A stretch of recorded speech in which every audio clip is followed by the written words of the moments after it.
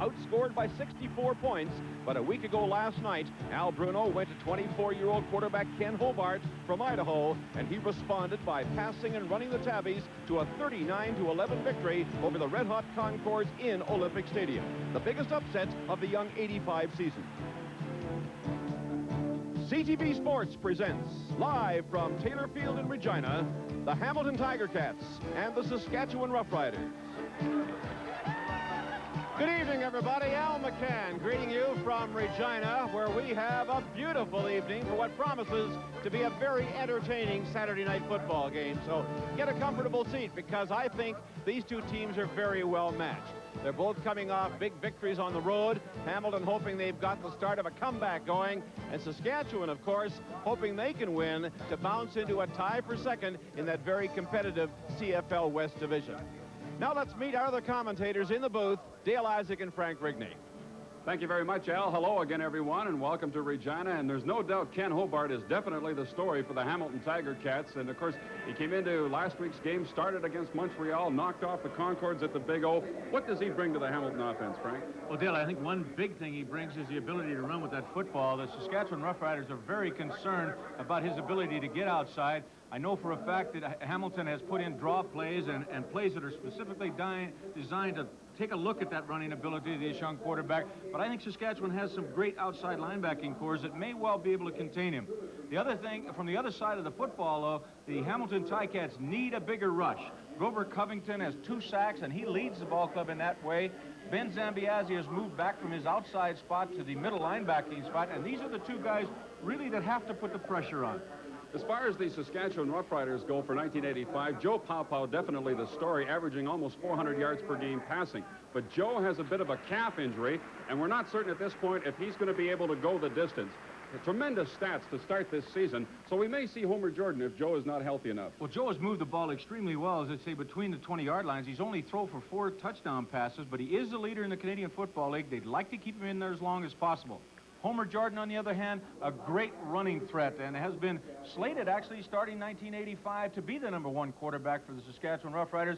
But Joe Paupow stepped in when he was injured in preseason, and he just hasn't been able to get him out of the lineup. Of course, the Hamilton Tiger Cats do like playing at Taylor Field. You recall last year they came in here, they knocked off the Riders, knocked Saskatchewan right out of the playoff picture in the West, and then they went on to the Grey Cup themselves. They haven't lost here since 1982. Should be a good one tonight, Hamilton and Saskatchewan.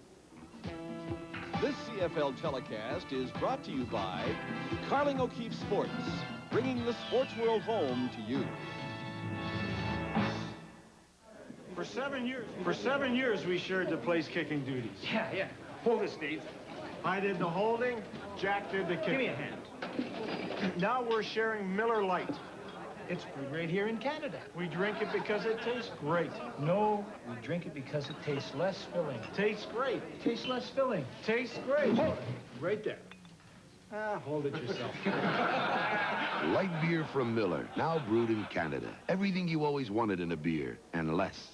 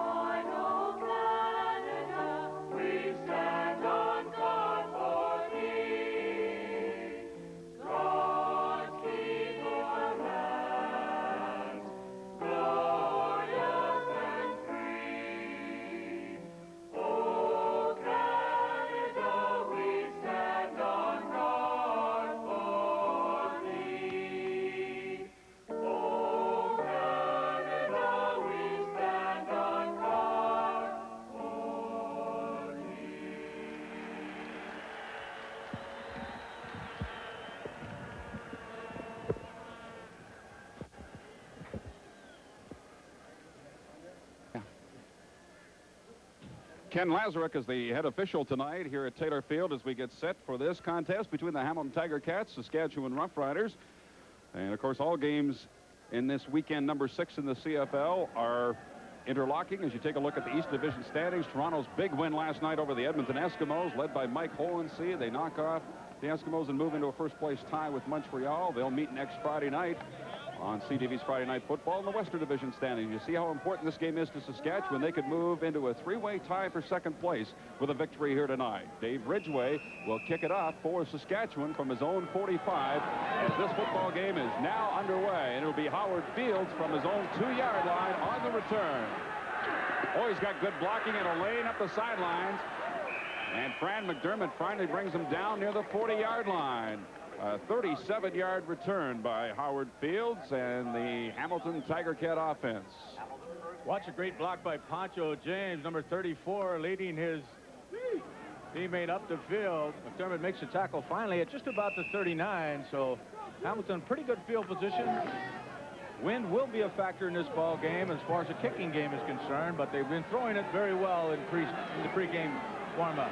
Led by quarterback Ken Hobart. 1st and 10 Tiger Cats from their own 39. A handoff into the middle goes absolutely nowhere as Billy Jackson was there to stop Poncho James.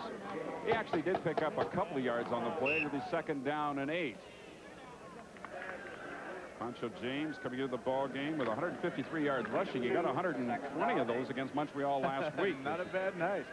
As you look at that defensive unit who has put a lot of pressure on the opposing quarterback so far. 8 sacks last week against Calgary. Hobart in a bit of trouble, and now here's his running ability. It's wide open for him. He's going to go a long way. Needs a block against Eddie Ray Walker, and he's down inside the Saskatchewan 25. Well, Dale, we talked about right before the ball game the fact that Saskatchewan wanted to contain Hobart. They also have to keep their lanes. You'll see Rick Goltz, the middle guard on the play, get driven right out to the outside and did not get back. He runs away from Kenny Lowe, number 42, and this kid can scamper. 44 yards that time for Ken Hobart. He had 59 yards rushing against Montreal last week. 1st down, he pitches to James, and Billy Jackson is there again to put the stop on James. Right at the line of scrimmage, which is the Saskatchewan 24. He may have lost a little bit on the play. Yeah, that's typical of what happens a lot of times when they're so concerned with containment. They expect that Cedric Kelly and Billy Jackson, 48 and 45, the linebackers, will keep Hobart on the inside, but you still got to get those people up in the middle there who are going to keep their lanes. Great run. Daryl Toussaint is the newcomer in the Riders secondary. Kenny Hinton broke the collarbone last week in Calgary. Over the middle, incomplete, intended for Wayne Lee. And he was looking directly into the sun. I'm not sure if that caused a problem for him, but it looked like a catchable ball. Dale, that is the worst spot on the field. He looks back to the northwest here. The ball was thrown a little bit behind him, but Wayne Lee has had excellent hands. He's only had 7 receptions for 76 yards so far this year, but they say he's going to be a good one. So after the big run of 44 yards by Ken Hobart, putting it into Saskatchewan territory, they call upon Bertie Ruoff on 3rd down and about 10.5 yards to go. And Bernie will try from 32 yards out. With Jet Tepper doing the holding. It is wide to the right. This is Fran McDermott deep in the end zone, and he will give up the single point. So the Tiger Cats managed to open the scoring, but the Saskatchewan Roughriders come out of that one good as they only allow a single on the missed field goal by Ruoff. Well, if Al is down there at field level, maybe he can give us an update on just how much those wind conditions will affect this ball game. Al, what do you think? Actually, the wind is not as much a factor as the sun is right now, Frank. You alluded to that point. Saskatchewan are going into that sun, and it's going to be very difficult for them to receive punts and, for that matter, even follow the ball. And the Rider receiving tour, Joe Papa, as we mentioned, a bit of a leg injury. We don't know how mobile or how long he'll last. He throws this one up for Chris DeFrance. 1st down at the Hamilton 45-yard line against Howard Fields. DeFrance, they were hoping he'd have a big game, and they started off with a pass to DeFrance. Dale, one of the things the Ticats have lacked is a rush. They put Franklin King in there now, a veteran on the CFL who's back, and he puts a pretty good rush on Joe Papa. Watch him coming from the top of your screen. He's number 78, takes that inside mark and gets a good shot on Joe after he delivered the football. A 30-yard gain, however, for Chris DeFrance. Jocko was telling me before the game that he figured Hamilton would key on Ellis and Elgard, and he hoped that DeFrance would come open. Pow going for the wide receiver Stefan Jones down near the 10-yard line, and he overthrew him. Fields again the defender. He got a hand on it. Second and 10. Jack Goda with a 2-2 record coming into this ball game. Joe Game Papa. for Jocko tonight. His brother and parents are up here from Ironwood, Michigan. Mom and Dad, well into their 80s, still enjoy coming up to Canadian football again. Pow out of the shotgun on 2nd and 10. Oh, he threw it. It was almost picked off by Les Brown, number 15. The intended receiver is Stu Fraser, number 11. And that'll bring up 3rd down. So each offense has had one big gain so far, and then the drive has stalled. And we'll get a look at Dave Ridgway now. He'll try a field goal for Saskatchewan. Hobart on the phone for the spotters upstairs. And this will be a 52-yarder by Ridgway, and that would equal his longest of the season. Oh, snap. Fraser gets it pinned, and it is no good. It hit the upright and bounced back. It dead ball. So it's a 1-0 ball game in favor of the Hamilton Tiger Cats over the Saskatchewan Roughriders. We'll be back in just a moment. Pontiac Fiero GT. Want to see something really exciting?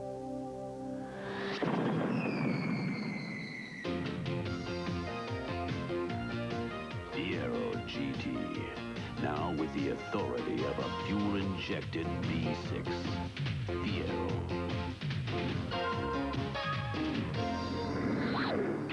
You got it, Pontiac. This is my car. It takes a big chunk out of my paycheck every month. So I want this car to last. That's why I use Quaker State. It's especially blended motor oil, made to help my car last for a long, long time. And a long, long time. how long I intend to keep my wheels. Because to tell you the truth, a long, long time is how long it's going to take me to pay it off. Quaker State helps cars last.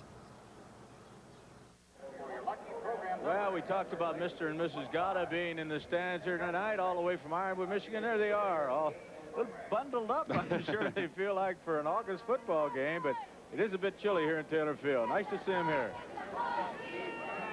And I guess they plan to travel on up to Calgary and then on into Edmonton. They plan to be up there when Saskatchewan plays against the Eskimos on the 23rd of August. They're going to be visiting with Jocko for a few weeks now. It's 1st down for the Tiger Cats from their own 25-yard line. Hobart intended for Rocky DiPietro, and he was hit immediately by Darrell Toussaint, an ex-Stampeder, playing his first game with Saskatchewan. It'll be 2nd down and 10. Toussaint activated for this game with the injury to Kenny Hinton, and Eddie Ray Walker moved out to replace Hinton on the corner, and Toussaint takes over from Walker at inside halfback. 2nd down and 10, Hamilton. Inside counter. Poncho James slipped a couple of tackles, then lost the football. But the Hamilton Tiger Cats got it back, although they'll be well short of any 1st down yardage, and they'll have to punt the ball away. Good job by Doolin avoiding the... Oh, it wasn't Doolin either. It was number 48, Cedric Keller, avoiding the intended trap on the play. So Hamilton will have to kick it away. It's about 3rd and 6. We're just 5 minutes into this ball game, and Ticats have a 1-0 lead on a Ruoff missed field goal. You know, Frank and Dale, kind of ironic having that ball, that attempt kick hit the crossbar. Didn't we have Tom Dixon hit the crossbar in Toronto last night, too? Very ironic. Right. Here's the punt by Bernie Ruoff, pushing Fran McDermott back to his own 25. Tried to turn the corner and slipped at the 31-yard line, where he is pinned by Ed Gadavakis. So the Rough Riders have the ball back after a 56-yard punt and a 5-yard return, and the Tiger Cats out in front 1-0, and we have 9:55 remaining in the opening quarter. Really good crowd here tonight, Dale. A beautiful evening, as it turned out. It rained in Regina this morning. It was a little bit breezy. We thought the weather might be inclement, but such is not the case. It's an absolutely glorious night, and I would say in excess of 24,000. Big crowd. Franklin King, the guy we mentioned before, put good pressure on Joe Powell. Powell, the only newcomer in that front four. Powell across the middle to Craig Ellis. There's a penalty marker down. Ellis has 1st down yardage as he's cut from behind at the 45. Mathis, the newcomer, a linebacker, making the tackle for the Tiger Cats. But I think Chris DeFrance went across the line of scrimmage early. Seen Ellis sneak just underneath the linebackers there as they were dropping back. I think this Mathis is going to be a good one. He's played both in the NFL and the United Football League. He's got the mobility. Craig Ellis has been just an outstanding offensive performer in his career, both with Calgary and Saskatchewan in the CFL. First down repeated. The call is holding against Saskatchewan. Mathis, as you can see, highlighted there as a newcomer in the defensive linebacking core of the Ticats. And there's your defensive backs. And Les Brown has just got an outstanding start for the Ticats. 3 interceptions, 24 tackles, a block kick.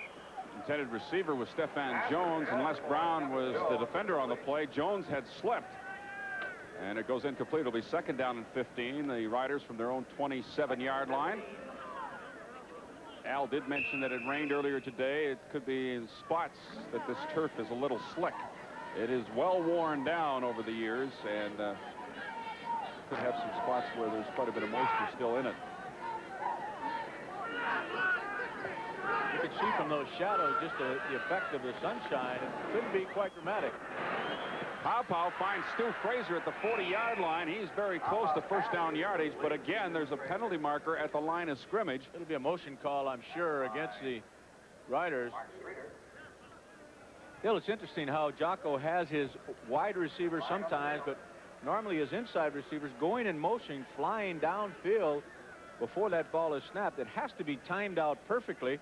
That time, I think they were just a little bit too quick, but he feels it gives those receivers just that much Legal of an extra procedure. edge. Saskatchewan, number 11. Second down repeated. Fraser, and he was going forward when that ball was thrown, or when that ball was snapped. Jocko says it turns a 4-8 guy into about a 4-5, so he's looking for any edge he can. Keep an eye on Pow. I think he re-injured that calf muscle a little bit more on that play. He's fairly mobile, though, for a guy who didn't practice all week. Second down and 20 for the Riders. Out of the shotgun once more, and he'll put it up deep. Michael Elarm's a little stutter move against Brown, and he almost got him behind him, but the ball was overthrown. That'll bring up third down, and Terry Leschuk will come in to punt the ball away. Great delayed blitz by the Ticats with Mathis. If we start this up right now, you'll see just the front four are coming at the initial instance. When you stop it right there, you'll see Mathis coming from the top. Made Joe throw that ball maybe just a little bit further than he wanted to throw it. He had hands up in his face. Big rush. Good punt by Leschuk. Bennett from inside his own 40, and the coverage is good downfield quickly at the 45-yard line. So that holds the return to 7 yards, a 50-yard punt. Vic Stevenson made the tackle. We have a 1-0 game. Hamilton leading Saskatchewan. Back in a moment. Hi, I'm Dick Van Patten. Have you ever lost an important sale, wasted valuable time by arriving for an appointment only to find it had been canceled, or missed an urgent phone call because you could not be reached? Now, if you're like me, you need to stay in touch with what's happening in today's fast-paced world. That's why I carry a handy pager, and you should too. Discover the difference a Westel pager can make in your life. Call Westel, affordable, quality communication to suit your lifestyle. After busting ghosts last summer and falling back into the future this summer, get ready for the most outrageous movie of the year. I wonder what this thing runs on. Unleaded. What are we gonna do? About 1 to 5 with good behavior. You don't understand. It's dangerous. You could wind up in another dimension. Danger makes great sex. It's the sci-fi comedy that's totally out of control. My Science Project. Now playing at a theater near you. Check local listings for details. Tiger Cats with the ball back for the third time. They lead it 1-0 on a single by Ruoff. Hobart, the quarterback, his second start in a row. James and Graffy in the backfield.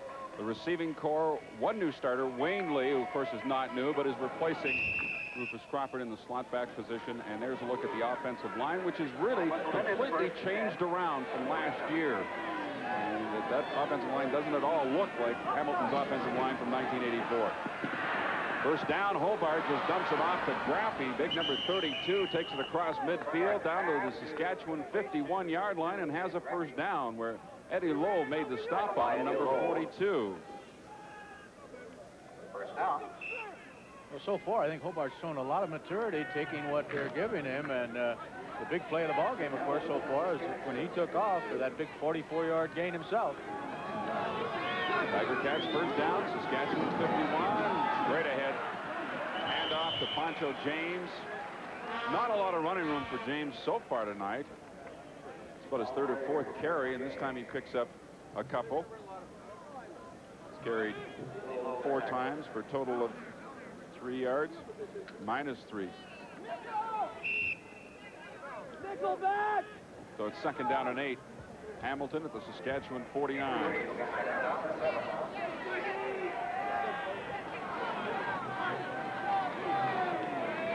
Graffy now lines up in the slot left. Hobart with the fake to James. And Steve Stapler was the intended receiver, and he never saw the football. Sure that could be the Sunfield again. If you look back on those shadows now, we give you a little wider picture, you'll see what Stapler was. The problem he had, the shadows are extremely long and faced right towards where Stapler was looking back into that sunshine. Just no chance at all for the leading receiver of the Ticats to make that reception. That problem will be over very shortly. The Saskatchewan punt returners now are looking at that sun as Ruoff punts it. Dermott as it bounces into the end zone, it'll be a single point. So it's now a 2-0 ball game in favor of the Hamilton Tiger Cats over the Saskatchewan Roughriders. And we have 6 minutes and 26 seconds remaining. And of course, there's one more CFL game this weekend. That's coming up tomorrow afternoon. Pat and Leaf and Bill are in Calgary getting ready for the Concords to do battle with the Stampeders tomorrow afternoon. Dale, I think there's somebody else we should mention. You know, the CFCN crew out of Calgary do such a great job of providing the pictures for us and the audio. And boy, they've got a big job in front of them. They've got to break down here tonight, get all the way to Calgary and get set up. Good luck, guys, and thanks for all your help throughout the year. Riders from their own 35, and Ellis is nailed right at the line of scrimmage, and in there quickly for Hamilton. Walker, number 61, defensive tackle.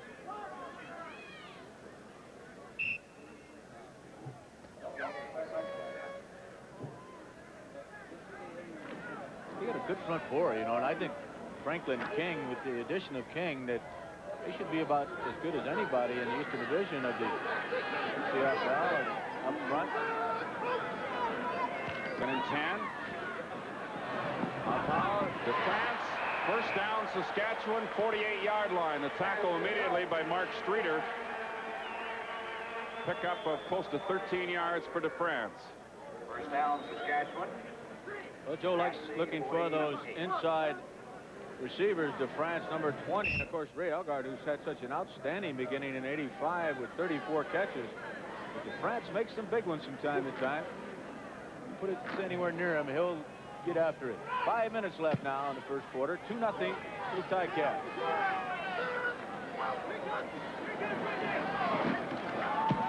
Foul. He doesn't run all that great at the best of times, and operating with a bit of a leg injury, he managed to pick up about 7 yards on the play. It was Zambiazzi there to pin him just inside Hamilton territory. I think this was just so wide open. Joe felt he had to take it as nobody was up the middle. Good protection by his offensive line, which over the past couple of years has, has allowed the fewest sacks in the Canadian Football League. Joe does not want to take off with it very often. It's second down. Over 2 yards to go. Elgard.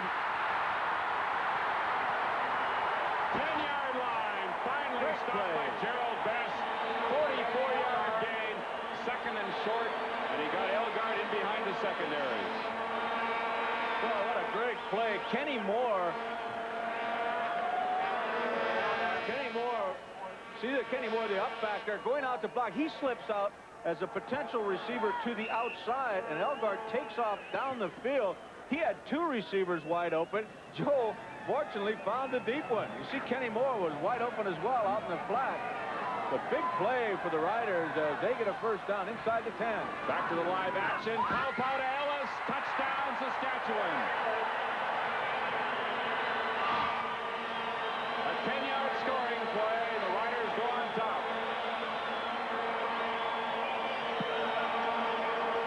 Well, that's scoring quick from a 2nd and 1 into the end zone and 2 plays. Only the 5th touchdown pass that Joe Paopao has thrown out of 124 completions coming into the ball game tonight. They've had trouble getting it in the end zone, but not that time. So Ridgway's on for the conversion. It is good. The Riders had the ball for 2 minutes, 53 seconds, and they have now taken the lead over the Hamilton Tiger Cats, 7-2. And we'll be back in just a moment. Sun up to sundown, the day is long. Bring your thirsty self right here. You got the time, we've got the beer. For what you have in mind, come on, it's Miller time. The King Can comes to town, close to a liter of that clean, smooth taste. The Miller High Life 946 ml King Can, appearing now. The essence of racing. Dave Thomas. You know the wind. If you read it right, you're flying. It's a feeling that grabs you and tells you you've got it won. The essence of shaping. This is a Gillette Track 2. 2 blades on a balanced handle. 1 stroke sets Track 2 apart from any other shave. It's a feeling you only get from Gillette. Track 2 from Gillette. The essence of shaving. Craig Ellis with the touchdown, putting the Saskatchewan Roughriders in front of the Hamilton Tiger Cats. And for Ellis, that's his 4th touchdown of the year, but it's his first touchdown pass reception of the season. The other 3 rushing touchdowns. Paopao now 4 out of 8 for 97. He hit 4 in a row, including that touchdown. The kickoff by Ridgway. Fields again, 2-yard line on the return. And again, he's looking for that sideline, but this time he got tripped up by Scott Reddle, number 69. And he is stopped at the 25-yard line. 23-yard return by Fields, and you're looking at Scott Reddle, thanks to ISO man Fred Fleming. Way to go, Freddie. Scott 69. gets down there and just blows by a couple of people to get in on the action there. The play all the way down and stops him at the 25-yard line. So with 3 minutes left to go in this first quarter, that's where Hamilton will scrimmage the football. Hobart. Whoa, he got away from Doolin. Quick move by Hobart, but Cedric Kelly, number 48, catches up to him. Well, Kelly's there for containment, and Lowe's coming from the inside, 42. The initial pressure by Doolin. That's why this ball club has been successful defensively when they've shut down people. Big pressure. Watch Doolin, number 70. Hobart actually does a great job of getting away from him there as he spun to his left side. But the 2 linebackers of Saskatchewan, you see Lowe, 42. Kelly coming from behind. The loss is going to be about 4 yards. 2nd down, 14, facing Hobart and the Tiger Cats. Good protection. Penalty marker is down. Stapler's open, and he's got the pass up at the 46-yard line, tackled immediately by Eddie Ray Walker. But there is a penalty marker back at the line of scrimmage. They're going to wipe this big gain out. Oh, boy, that easily would have been a first down for the Ticats. Holding will be the call.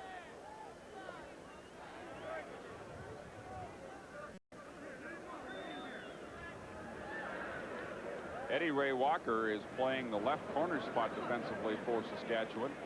Terry Irvin has moved over to the right corner. Holding, Hamilton, 58, 2nd down. Jason Riley. Costly penalty. They could have been first down at their own 46. Instead, they're 2nd down and about 24 yards to go back at their own 11.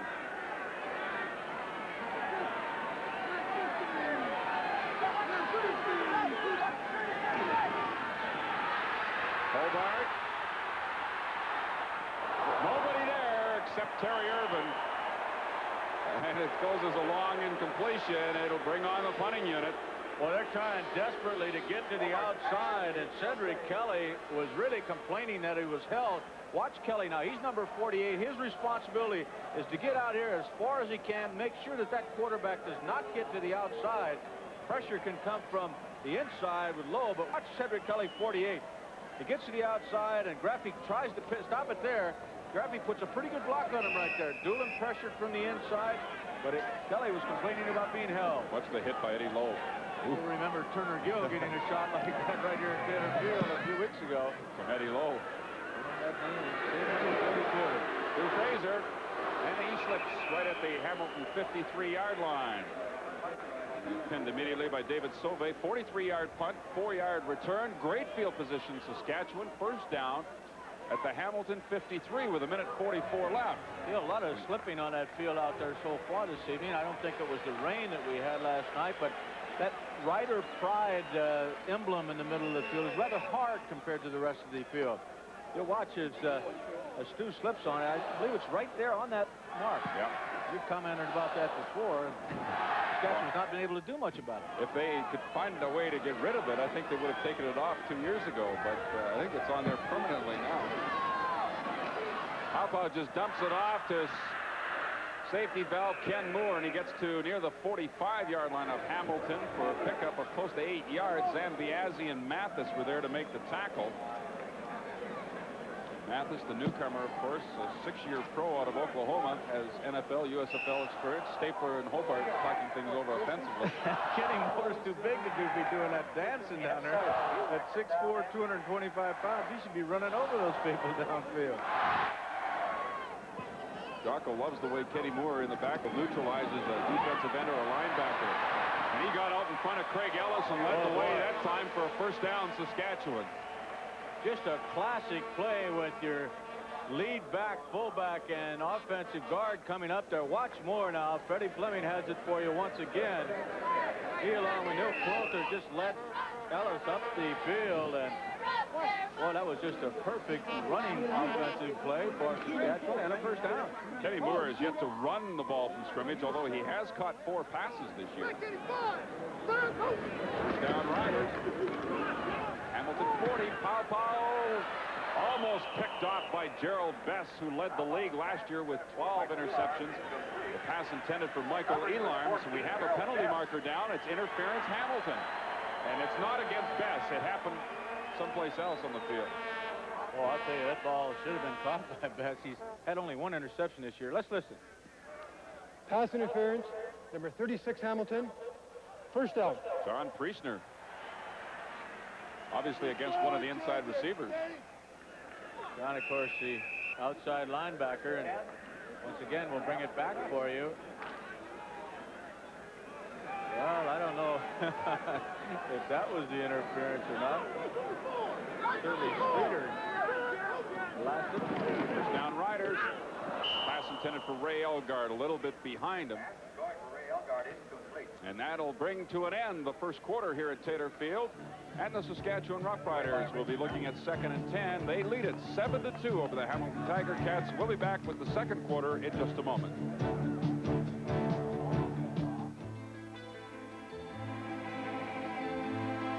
When you hear that distant whistle song and the steel wheel down the track, there's bread on the table and clothes on your back. The freight we all take for granted is heading here on time. The best things in life are all aboard the CP railway line. I work the CP railway line. I go where the steel rail guides me. I'm bound to haul a heavy load down an independent road. I work the CP railway line. CP rail. CP rail. CP Rail, helping Canada move forward. I'm Norm Babb of Kitts Cameras. We're proud of our own brand names, Kitstar and Kitts Color. But we're also home to world-famous brands like Canon, Minolta, Kodak, and Casio. That's right, Casio. No bigger than a credit card. Surprise, it's really a radio. Come and see for yourself. There's more to kits than cameras. Kits Cameras, the surprising camera stores. Okay, we're back at Taylor Field. Saskatchewan Roughrider fans want to say saved the hello phone- to some that saved the relatives phone in call. Ontario. It's 2nd and 10, Saskatchewan. The ball at the Hamilton 35. Into the middle to Denny Ferdinand, who's now into the ball game for the first time in place of Ken Moore, and he's got first down yardage. As we take a look at our Chevrolet first quarter stats, and a big edge, yardage-wise, Saskatchewan 118 yards, Hamilton net yardage 50, and Ken Hobart had 44 and one run. 44 and the one run, that's right. They've obviously lost 2 yards running the football besides that occasion. Mitchell Price almost knocked that football down. Ferdinand made the reception, but it is a first down for Saskatchewan once again. Kenny Moore back into the ball game, 1st and 10. Penalty marker is down. Stephan Jones, end zone, touchdown, but I don't know if it's going to count. There's a penalty marker at the line of scrimmage.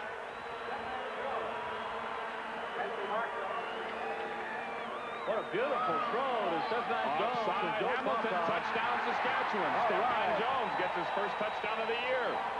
I'll tell you, Dale, this ball is absolutely perfect. Al Bruno a little concerned on that tight catch side of the field. Offside, Hamilton, Watch where 65. this ball is decline. delivered by Joe Powell. Just a quick pump fake, a lot of time to throw it, and it's thrown perfectly.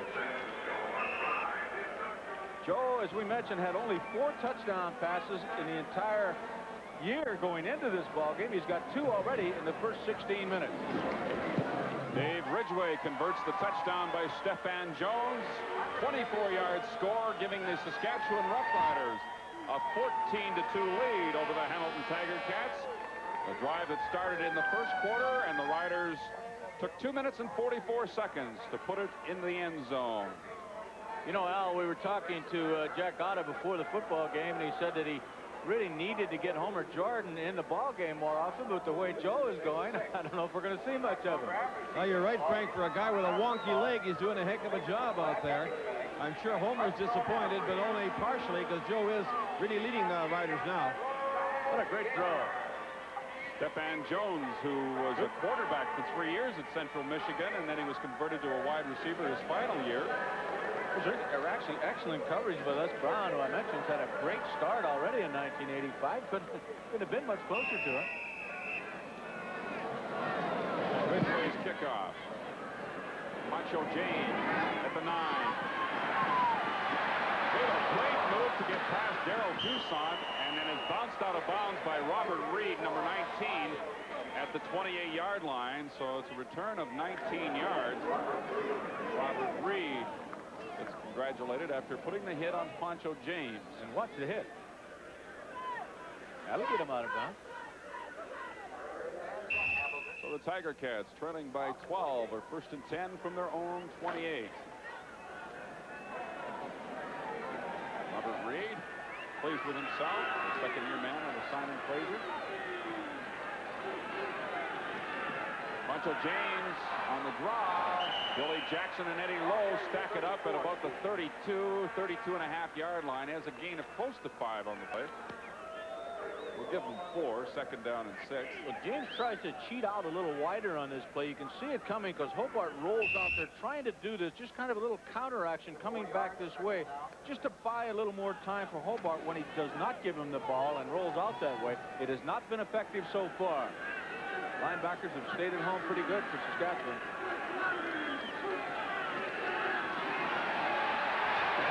Repeat on Hobart. He throws the ball up. It's intercepted by Fran McDermott. Should never have thrown the football. The Riders have it at the Hamilton 26-yard line. Fran McDermott's first interception of the year, and he returns at 18 yards. You're absolutely right, Dale. Watch the pressure by Lowe, number 42. The youngster is under the grass when he lets go of the football. He's being spun around and throws it up for grabs. Oh, Hobart would like to have that one back, Frank. Oh, he was a good 10 yards from his receiver, and, you know, I guess we have to say it, a bit of a rookie mistake, and it could cost for Ticats dearly right here as they trail 14-2 already.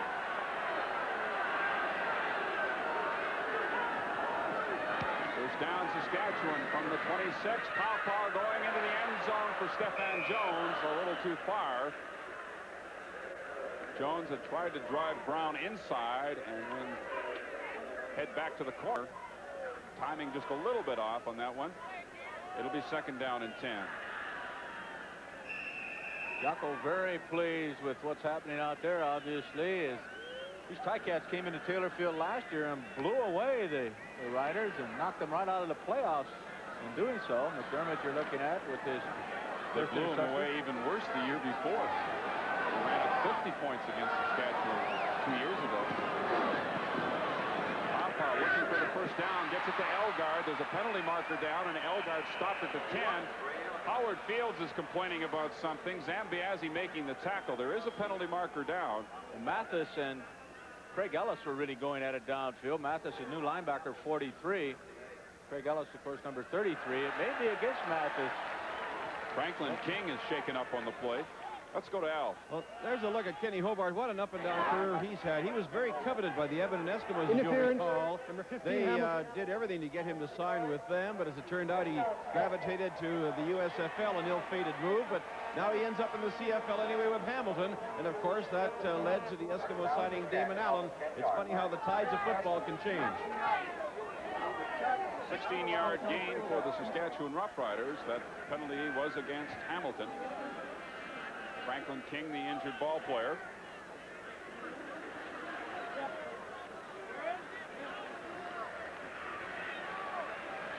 Okay, King is back up. His first game with Hamilton. I just want to remind you of the big game next Friday night on CTV. Toronto Argonauts, the Montreal Concords, the Big O. First place on the line on that one in the Eastern Division. Pat Marsden, Luke Pedersen, and Bill Stevenson will bring you that one. Across the country on Friday Night Football. And the end zone over the head of the intended receiver, Ray Elgard. First down for the Riders at the 10-yard line. Joe very upset with himself because Elgard was wide open for that throw, and Joe overthrew him rather badly. Franklin King's injury was only turf toe. Another complaint about the artificial turf. He banged his foot, and of course your toe jams into your shoe and gives you a little discomfort, but he'll be back. Like Stu Fraser, number 11, came in with a play from the bench, replacing Chris DePrance for the second down play from the 10-yard line. Riders trying to put it in the end zone and take advantage of the interception by Fran McDermott. Powell gets outside, then throws an interception to Paul Bennett, and he could take it all the way back. Paul is going to go 110 yards. Nobody is going to catch him. The leading punt returner in the history of Canadian football has got one of the biggest interception returns for a major in the history of the game. That is not a record, but it is very, very good play by the veteran Paul Bennett. 9 years in the Canadian Football League. A lot of people thought he was washed up when Al Bruno gave him a chance, and Joe Powell delivered it right to the veteran safety, looking for Ray Elgard right at the goal line. And Bennett goes 110 yards to change the complexion of this ball game around completely. His second interception of the year. Powell throwing it into a crowd. There's 3 Tiger Cats around Ray Elgard right at the goal line. Bennett returns it for the major. Courtney Ruoff in to convert the touchdown, and boy, how quickly things turn around. It is now Saskatchewan 14, Hamilton 9. And we'll be back in just a moment.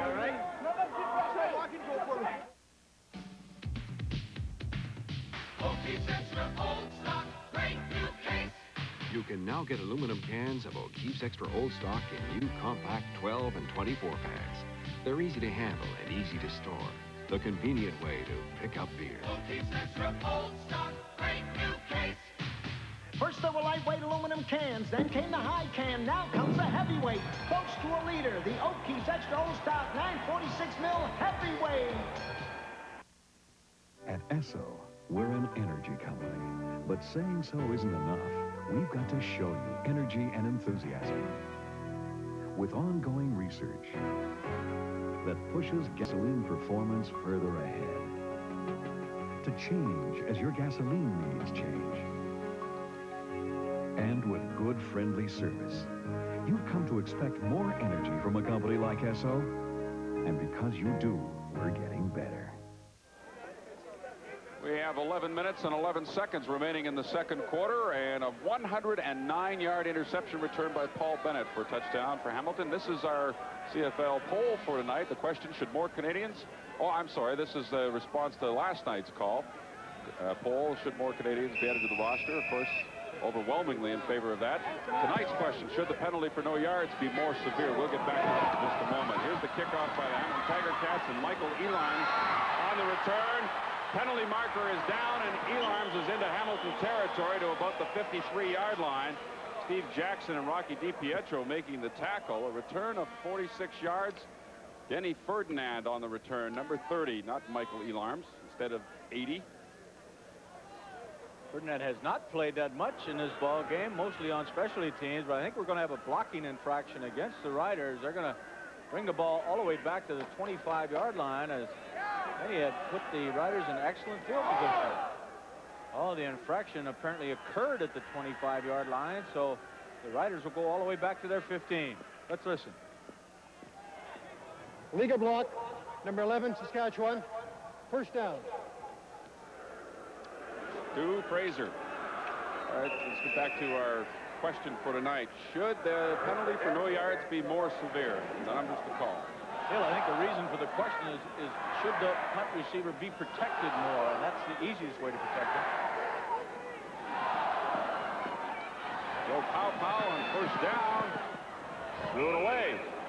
Being pursued by Mitchell Price, and there was nobody near the ball when Pow was hit.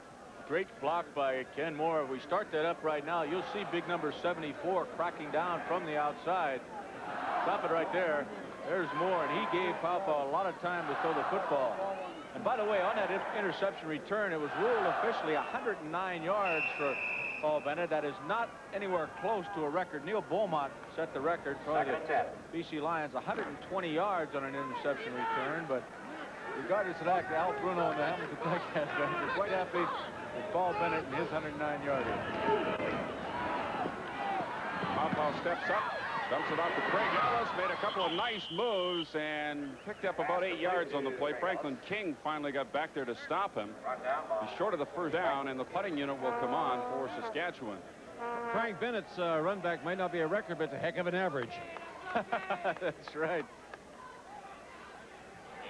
Paul had one interception coming into tonight, so I don't know what he returned that one, Al, but I guarantee it wasn't that far. Good hustle by King to get back there and stop that play for less than a first down. Cats right back in this ball game with 10 minutes remaining in the first half. Punt by Terry Leschuk, taken by Wayne Lee. They reverse to Les Brown. He just got the handoff to Brown before Ray Elgard hit Wayne Lee, and Brown is still going. He's inside the Saskatchewan 40-yard line. A great return for the Hamilton Tiger Cats, because they'll have excellent field position thanks to the efforts of Wayne Lee and Les Brown. 14-9, Riders leading. We'll be back in just a moment. When you have something to carry, it's Tilden for trucks. For big loads. For deliveries. For moving day. For people. For four-wheel drive jobs. Whatever you have to carry, take a load off your mind and put it into a Tilden truck. Call your Tilden station. The Abbotsford International Air Show is on, and that means powerful, thrilling jets, the excitement of biplanes doing unbelievable aerobatics, the incredible skill of wing walkers, and so much more. Nothing can beat the air show for a full day of entertainment. Gates open at 8 a.m. Tickets are $8 adults, $4 for children 6 to 15. The Abbotsford Air Show started. Yeah, we're flying high.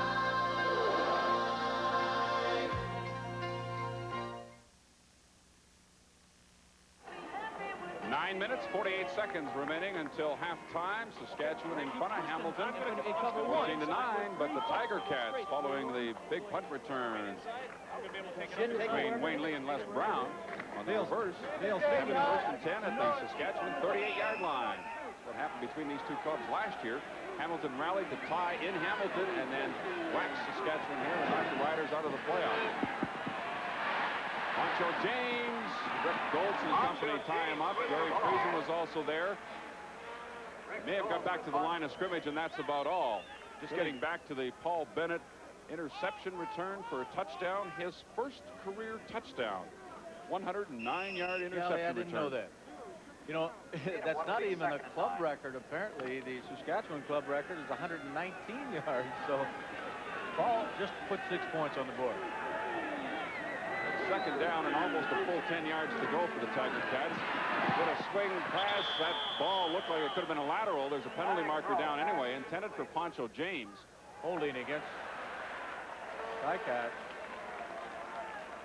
Well, what do you do here, Dale? Do you take the penalty and put him back at the 44-yard line, possibly out of field goal range, or do you let them try it from right here? No, I would push him back because of Bernie Ruoff. He may have missed one earlier, but I'd push him back and get him in a second and real long situation, which they've done. Holding. Hamilton, 62. Second down, repeated. Penalty against John Malinowski, the right offensive tackle. So now it's second down and 20 yards to go. The ball at the Saskatchewan 47. Need the defense to come up with the right play here now, too. Wide open is Stapler, and Hobart just didn't get the ball to him at the 30-yard line.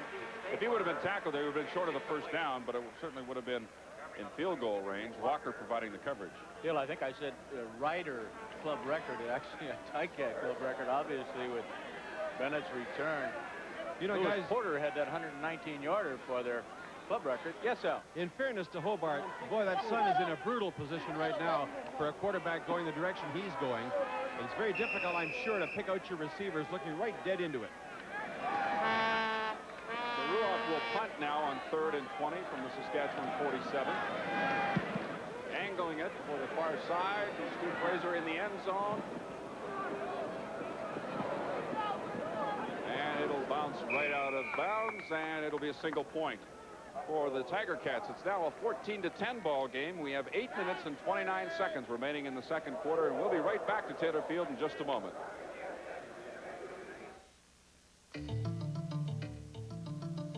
You're a part of the music. You get your own kind of tune. When the workday is over, you get the music inside of you. Bring your thirsty self right here. You've got the time, we've got the beer. For what you have in mind. Come on, it's Miller time. The clean, smooth taste of Miller High Life. That's Miller time. Introducing the new Chevy Astro. It's more than a minivan. It seats up to 8, has swing-out rear doors, proven rear-wheel drive, available V6 power, hauls a room of furniture, a school of laughing kids, a baby grand piano, 38 bushels of apples, an 8-man crew, 2 fast horses, lots of paint and painters, up to a 5,000-pound yacht, and fits in the garage. The new Chevy Astro, built to do more than a minivan can. That's the Chevy way to go. Way to go, Chevy. Way to go, Chevy. 4-point lead for the Riders over the Tiger Cats. Saskatchewan with the football, and of course Paul Bennett's 109-yard interception return for a touchdown gives him an edge in the defensive Game Star nominees, and of course we'll have the offensive and defensive Carling O'Keefe Game Stars at the conclusion of tonight's contest.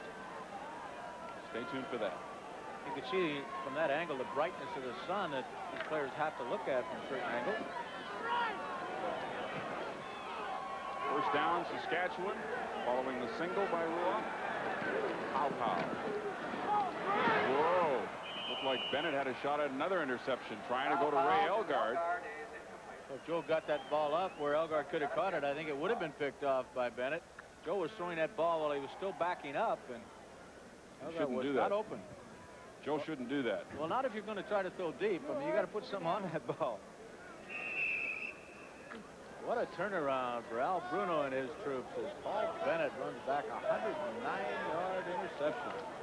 There's Leo Ezrins, second-year linebacking veteran.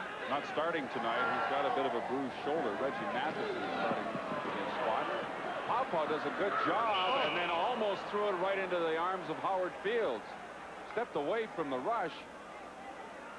And Joe's a little slow getting up. I don't know if Joe's leg is bothering him a bit now. It didn't appear to be, as he was very adroit in buying some time, getting away from that rush, but he certainly was very slow getting up. Maybe just disappointed in himself in the last 2 or 3 throws.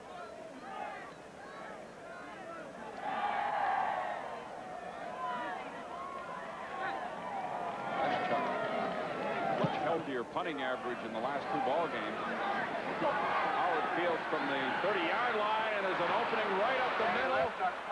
Finally, Robert Reed got over there to bring down Fields at the Hamilton 54-yard line. So Hamilton has had a couple of good runbacks here in the first half. This one was 26 yards. It's a little unusual, too, against the Riders specialty teams. They do a good job normally. 7:25 remains now in this first half. It's a 14-0 lead by the hometown Saskatchewan Roughriders here at Taylor Field.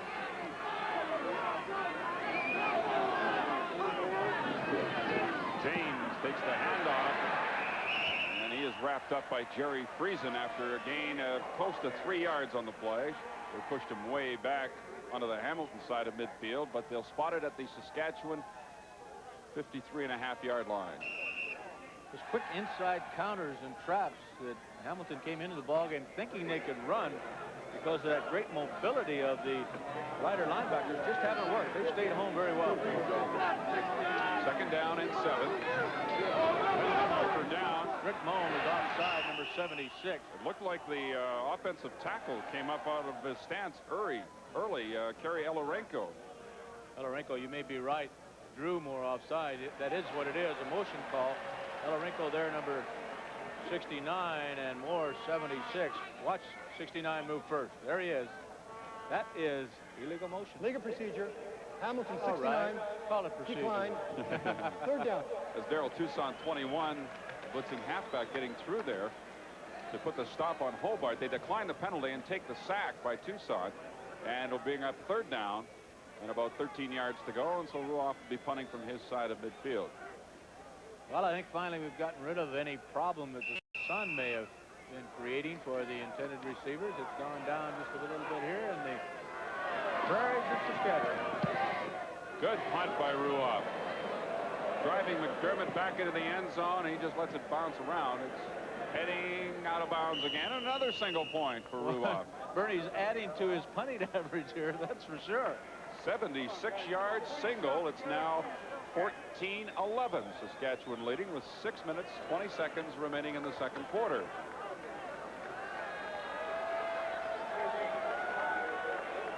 One thing about Bernie Ruoff, he's an amazing guy. He disdains the kicking net that almost all the other kickers use. He just goes out and does his job. Homer Jordan is now in at quarterback for the Saskatchewan Roughriders. Bernie, they were talking about him in the local paper here, Dale, and somebody accused him of being a bit of a flake. He said, no, I'm not a flake. I'm just a bit of a loner because I got to practice alone. But flake, no way. Homer Jordan's going to get his first real serious action of the 1985 season, and he threw at the last second to Chris DeFrance. It goes incomplete. Streeter providing the coverage on DeFrance. Pressure from up front, Mathis. Good pass, actually. DeFrance had a chance to catch that one. Mathis did put on good pressure. He shows a great mobility. His first game in there for the Ticats. He's number 43 at that linebacking spot. Last played with the New Orleans Saints.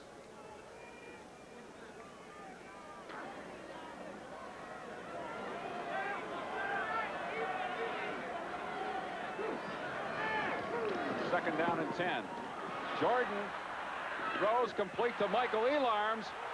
He's got speed if he can get into open territory. He's got a first down anyway. He's at the Hamilton 54. A pickup of 19 yards. Oh, boy, did he work with that football once he made that reception.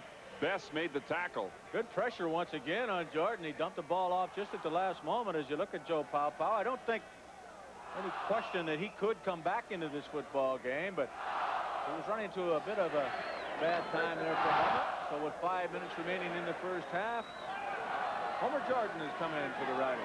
Pow out of the ball game right now. Completed 9 out of 20. Greg Ellis, and he stopped right at the line of scrimmage. Ben Zambiazzi and Mathis were both there. Dale, for an update on Joe Pow, he is having discomfort with that calf muscle again, and they've decided to rest him for the rest of this half and then take a look at how things stand going into the second half, and of course to be determined probably by how Homer Jordan performs.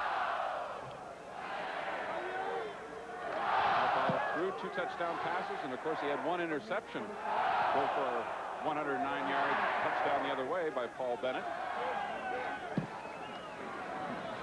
Second down for the Riders. Jordan looking, and he got away from the rush. But here's John Priestner moving over to wipe out Jordan at the sidelines near the line of scrimmage. So that'll bring up 3rd down.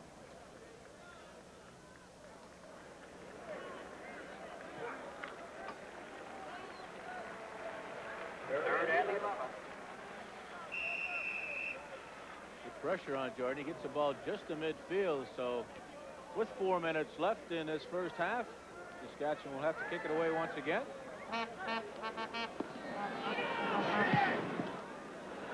Leschuk's punt going to Paul Bennett at his own 13, and he's out across the 20 to about the 23-yard line. Scott Reddle was there along with Mike Anderson. A return of 10 yards after a 42-yard punt. The CFL poll tonight: should the penalty for no yards on punt returns be changed? Of course. What's your view, Dale? Well, that's always a touchy subject, because I've always agreed in those windy days out here that they should wipe out that no yards penalty, because you get that ball bouncing around. I really don't want to see it more severe than it is now. Well, Jocko has a great story about that, as you know. Hobart goes down. He is belted by Cedric Kelly, number 48, for a loss of about 5 yards. As you know, Jocko says when he doesn't agree with calling a no-yard penalty, if there's no attempt to make a tackle on the punt receiver, he says it's the only game in the world where the ball is rolling around the field and people are running away like it's a live hand grenade. And he's right on those windy days, but our viewers across the country may have a different viewpoint. Maybe they think it should be extended. Daryl Toussaint, the injured rider. Well, I like this linebacking core, Dale, of the Saskatchewan Roughriders. They're just all over the field with Cedric Keller, number 48, and Billy Jackson, 45 on the outside. Eddie Lowe, 42, who you've seen a lot in the first half of this ball game, and Jerry Friesen, number 50, who sometimes comes out of the ball game for a 6th defensive back. Jocko likes to see 6 people back there in obvious passing situations. Of course, the Riders have 3 more linebackers that are currently injured in James Capers, and Richard White, and Jeff Roberts. 2 of the 2 will get back this year. White is gone for the season with an Achilles tendon tear. Almost intercepted by Dave Singh, number 22, who's not in there as the 6th DB right now. He's in there replacing Daryl Toussaint. We have 2 minutes and 59 seconds remaining in the second quarter. Saskatchewan has a 14-11 lead over the Hamilton Tiger Cats. They're saying almost intercepting Ken Hobart. This is CTV CFL action. At Esso, we're an energy company. But saying so isn't enough. We've got to show you energy and enthusiasm. With ongoing research that pushes gasoline performance further ahead. To change as your gasoline needs change. And with good, friendly service, you've come to expect more energy from a company like Esso. And because you do, we're getting better. Just for the fun of it, just for the one of it, just for the taste of it, Diet Coke.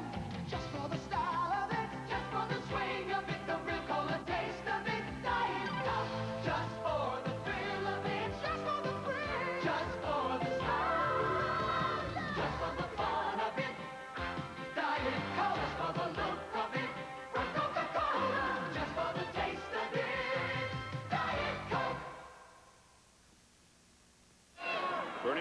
set to punt once more. Hangs it high. Fran McDermott on his own 49-yard line. He finds an opening. McDermott is down to the Hamilton 37. Steve Jackson making the tackle, and we've seen some pretty fair punt returns tonight. That one 25 yards by McDermott. What a great effort, too, because a lot of people would have just let that ball fall and quite possibly go out of bounds, and it made about a 35-yard difference in field position.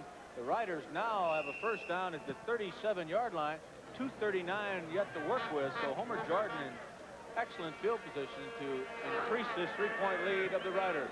By the way, Jack Gata is very kind and generous to us over the years and has agreed to talk to Al McCann as the gun goes to end the first half, so we'll be interested in his comments on the first 30 minutes of action. Jordan with the fake Nicholas throws complete to Ray Elgard, 25-yard line, first down. Mathis is over there just to touch him, and It's been a long time, Dale, but the dog on the field is happening here at Taylor Field. I think we're Stefan Jones. There you go, just a little pup, obviously, and the fans here at Taylor Field love it. Bernie Ruoff's going to look after him for a while. Probably Bernie's dog. Bernie says, I don't travel without my mate. Be nice now. I will. Look at that stat. Hamilton only 2 first downs. Jordan, Chris DeFrance. Mark Streeter does a good job of wrapping up DeFrance near the 20-yard line. The gain will be only about 5 yards on the play.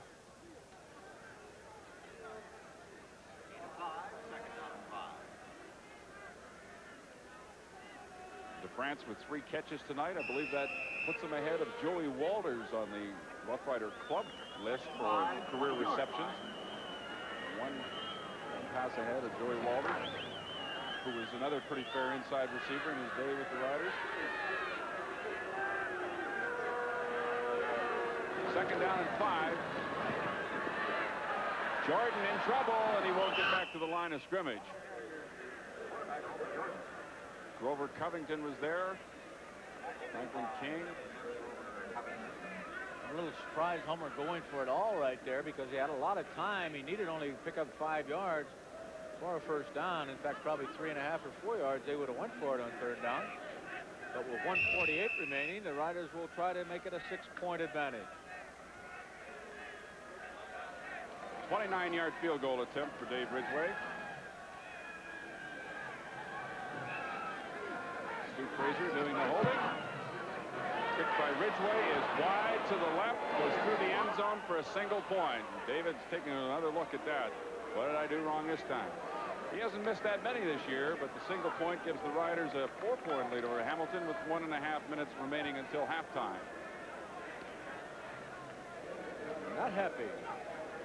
Dale, Darrell Toussaint will probably not go back in until the second half. He banged up his hip a little. They're applying some ice to the defensive back's hip. So there'll probably be a replacement in the defensive secondary for Saskatchewan here.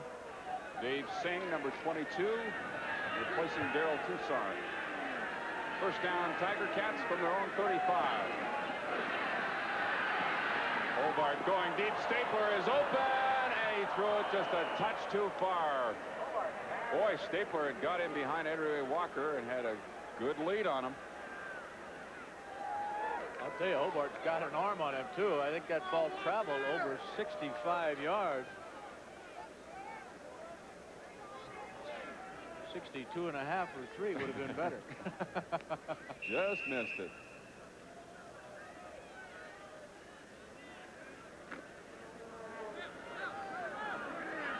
Second down and 10.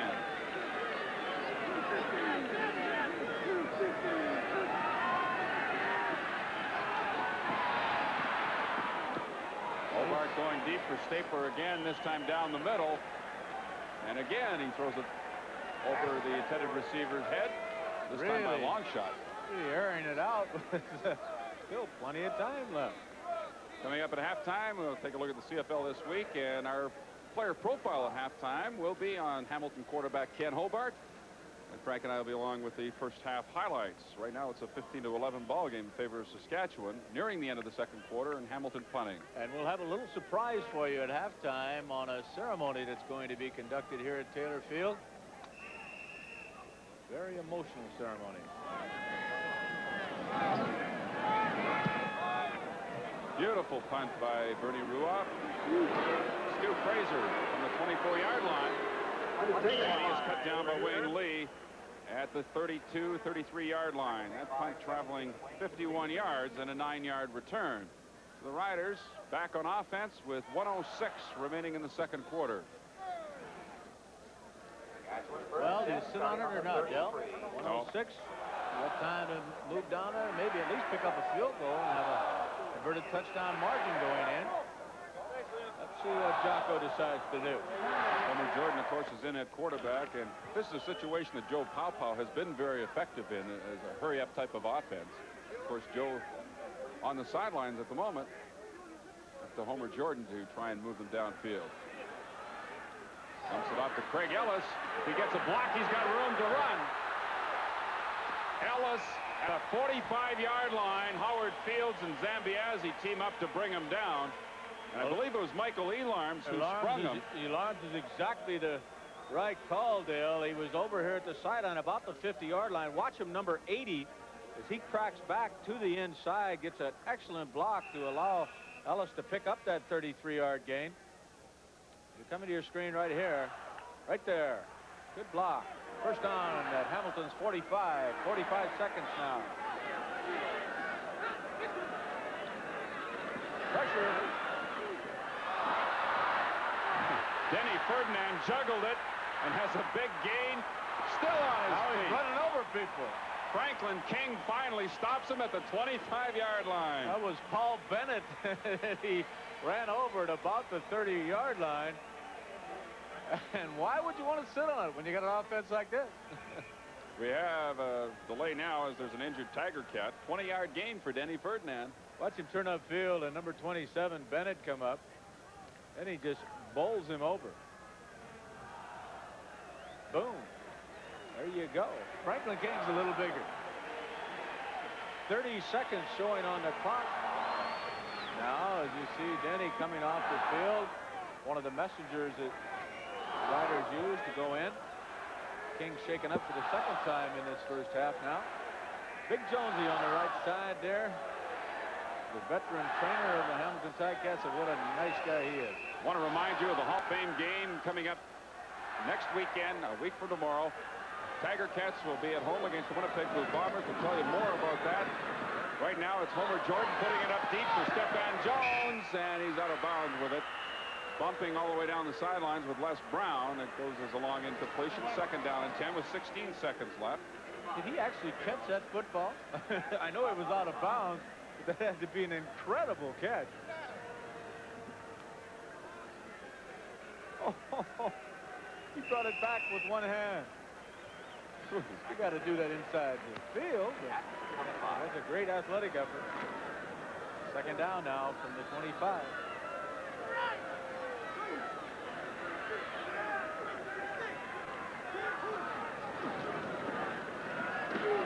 Lots of time.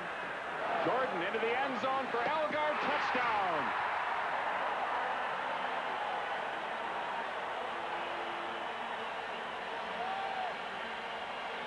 Good throw by Homer Jordan and a 24-yard score. And Ray Elgard picks up his third touchdown of the season. The Riders had the ball for 56 seconds and moved it in for the major.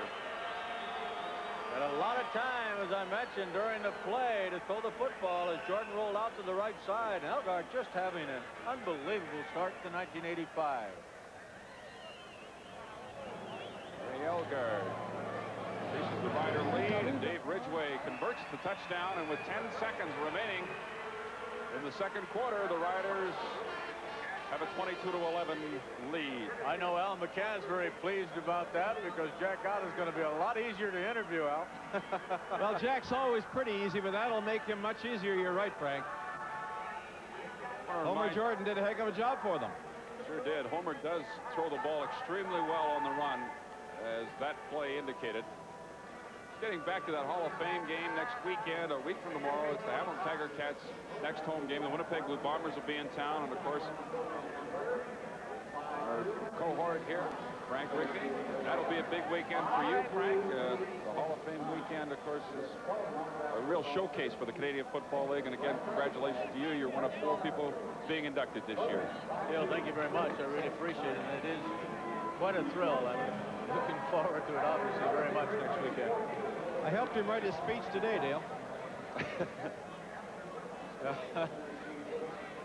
the folks are going to hear it. Will be pleased to know it's very, very short. Kickoff by Ridgway. Bounces to Dave Graffy, number 32.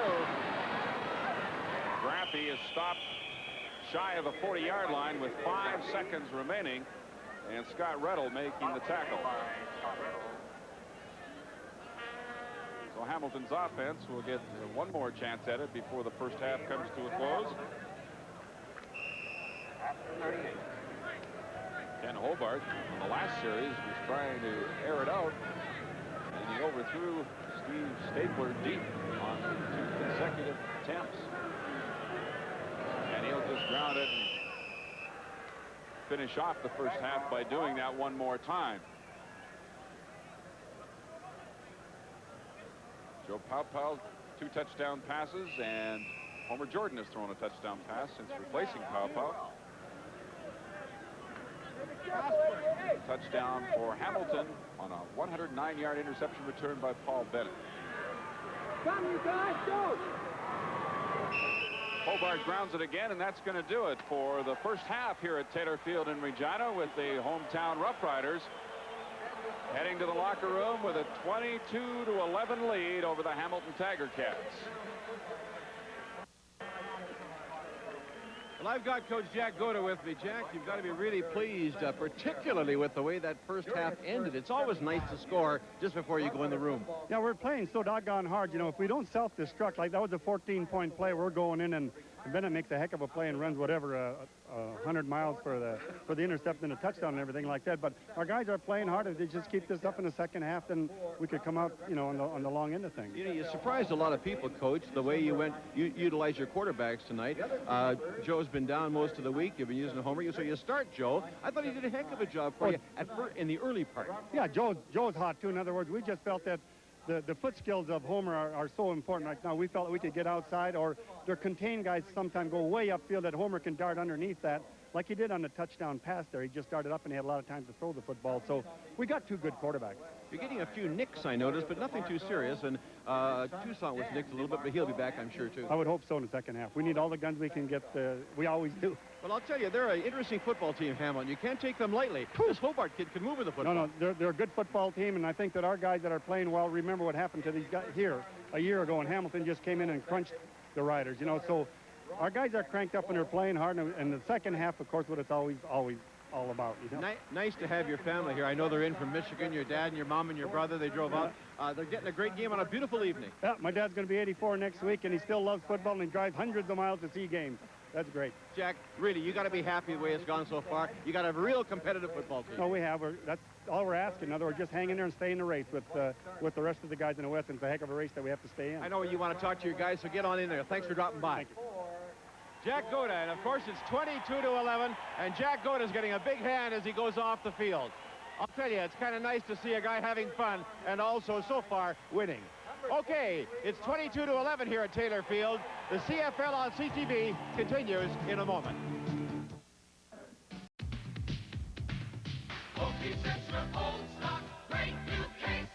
You can now get aluminum cans of O'Keefe's Extra Old Stock in new compact 12 and 24 packs. They're easy to handle and easy to store. The convenient way to pick up beer. O'Keefe's Extra Old Stock, great new case. First there were lightweight aluminum cans, then came the high can, now comes the heavyweight. Folks, to a liter, the O'Keefe's Extra Old Stock 946 mil heavyweight. Good look at the new Safari. It sells itself.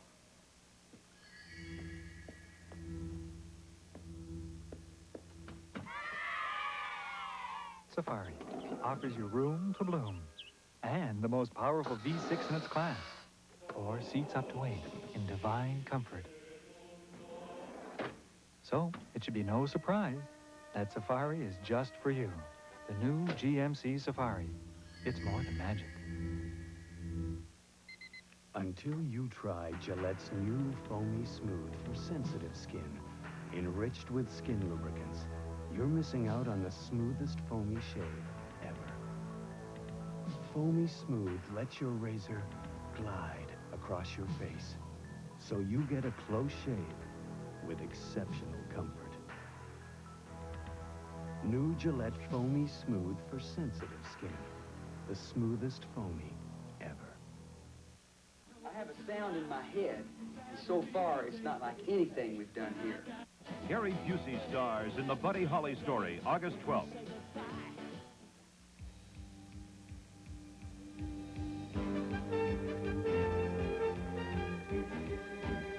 Good evening, everyone. Two games to highlight for you this evening, both featuring the East against the West. Last night it was Edmonton and Toronto. The night before, Ottawa was in Winnipeg.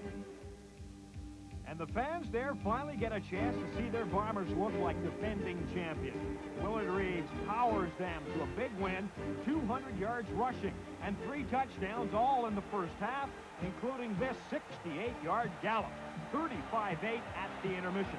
And Glenn Steele gets his chance to dazzle the fans in the third quarter with nifty footwork and making good use of the blocks. He returns the punt 70 yards to score Winnipeg in a run. Meanwhile, last night in Toronto, the Argonauts jump out in front when Eskimos' Matt Dunnigan is picked off by Carl Brazeley. He's off on a 35-yard sprint to the end zone. But Dunnigan leads the Eskimos back to take the lead. He keeps it himself here in the second quarter, running 11 yards to pay dirt. But the Edmonton quarterback is shaken up. He has to leave the game, and the momentum switches again as the Argonauts, too, go to their backup quarterback. Third quarter, Mike Hennessy to Jan Currency. Toronto is ahead to stay. Hennessy goes on to score a touchdown himself and throw this 33-yard touchdown pass to Jeff Townsend. The Double Blue win at home, 43-23. Upcoming games in the CFL tomorrow on CTV. Montreal at Calgary. Next week's games, Thursday, Saskatchewan in Ottawa. The two Roughriders will do battle. CTV's Friday nighter, Toronto at Montreal. Rounding out the weekend on Saturday, Calgary at BC, the Lions still unbeaten. And on Sunday, Winnipeg is in Hamilton. This is the CFL on CTV.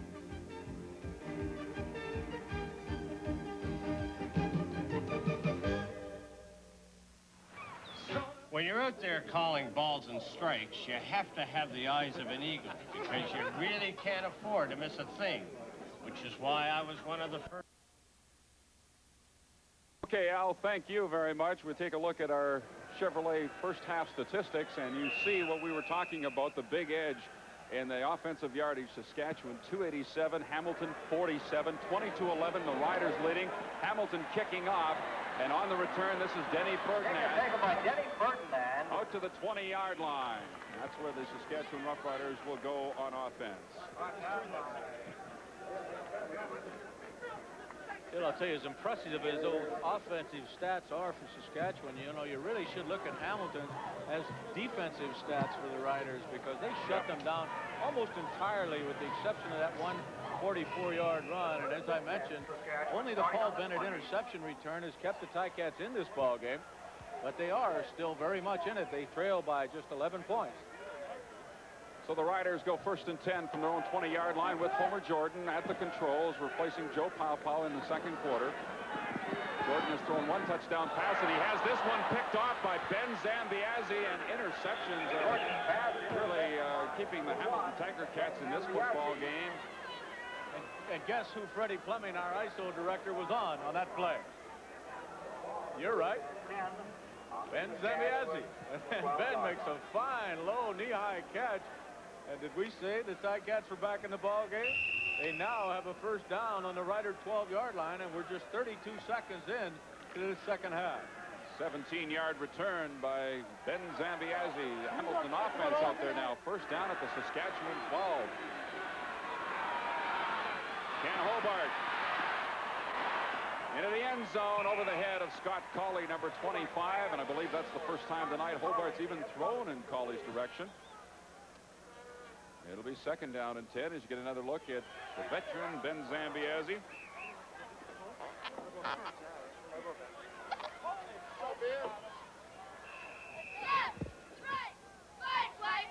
Second and 10 now for the young Ticat quarterback, and he just would like to get this one in there. He sure would. He'd like to complete a pass. He's only completed one in the ball game. Hobart. And it's dropped by Rocky DiPietro at the 1-yard line. Can't fault the quarterback at all on that one. Well, probably the most dependable receiver in recent years, Rocky DiPietro for the Ticats. Drops one they absolutely needed. Hobart has not completed a pass since he connected with Dave Graffey in the first quarter. So now Bernie Ruoff with a 19-yard field goal attempt.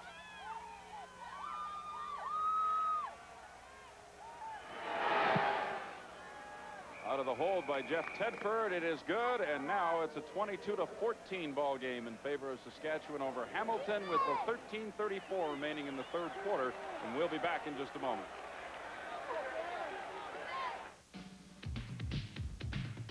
As they just haven't been able to mount anything offensively, even though they do have 14 points. Their only touchdown came on an interception return. Zambiazzi intercepted just a few moments ago, gave them another opportunity, but they failed to convert, and they had to settle for a Ruoff field goal. It's 22-14, Saskatchewan leading. Riders with the ball at their own 35. We're in the 3rd quarter. Homer Jordan. Across the middle comes Craig Ellis. Good tackle, Howard Fields. Priestner was pursuing from behind. It is a gain of 5 yards. Well, they always like to get the football to that guy because they can dump it off for a couple of yards and he can turn it into almost anything. Came into the ball game with 31 catches for tonight. Now he's 35.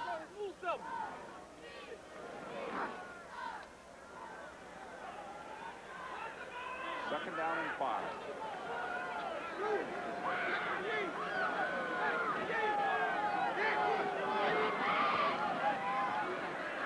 Ray Elgard steps out of bounds at the Saskatchewan 50. He picks up 10 yards. First down.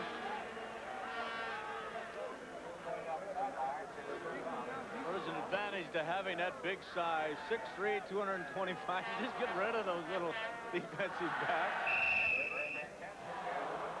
We talked about it a lot, but not too much, in my opinion. The start that Elgard's had, 34 receptions for 477 yards coming into tonight. And he's got 5 for 106. This is the 4th game in 5 going over 100 yards. This is Craig Ellis. Ball pops loose, but the whistle had gone. Zambiazzi leading the way defensively. It'll be a gain of about 2 yards. Second down and 8.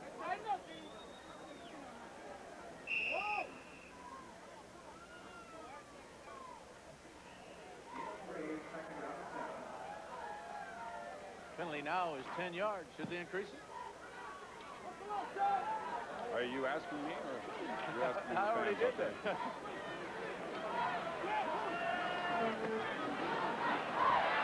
Look out. Oh, the defenders wiped each other out, and Jordan completes it to Michael Elines for a first down. Grover Covington, pursuing from the backside, was wiped out by Walker. I'll tell you something, you know, that was a great example of maneuverability in a quarterback and how important it can be. Homer just looking down there. He's felt a little bit of pressure coming from the inside. Franklin King, 78. So he used those athletic skills to get to the outside and picks up a first down. Boy, that's so important in the Canadian Football League game with the wide field and extra receiver. First and 10 from the Hamilton 48. Penalty marker is down. Craig Ellis with the handoff to the 41-yard line.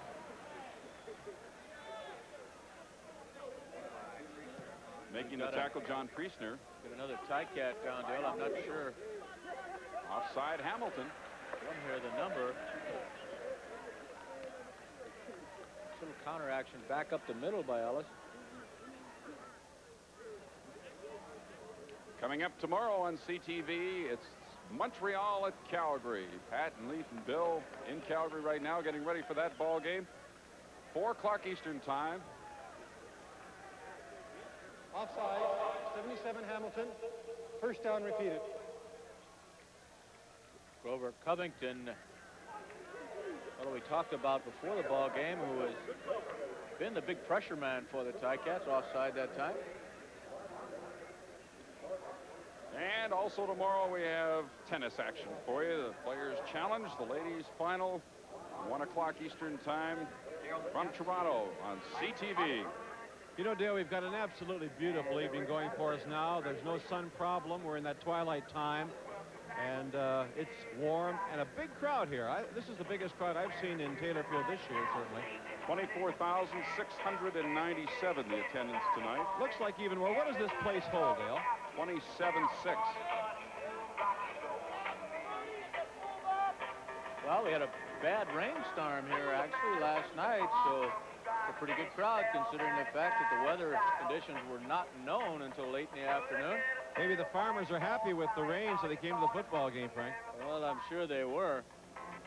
Take a look at it now. It's Mike Walker, the right defensive tackle, that's down on the play. We're going to take a commercial break now. It's 22-14, favor for Saskatchewan. We'll be back in just a moment. The 1985 Chevy Cavalier. Tonight, 3 converts and a single with 60 points in second place in the scoring race. 3 back of Trevor Kennard of the Bombers. And 9 up in Louis Pasaglia of the Lions.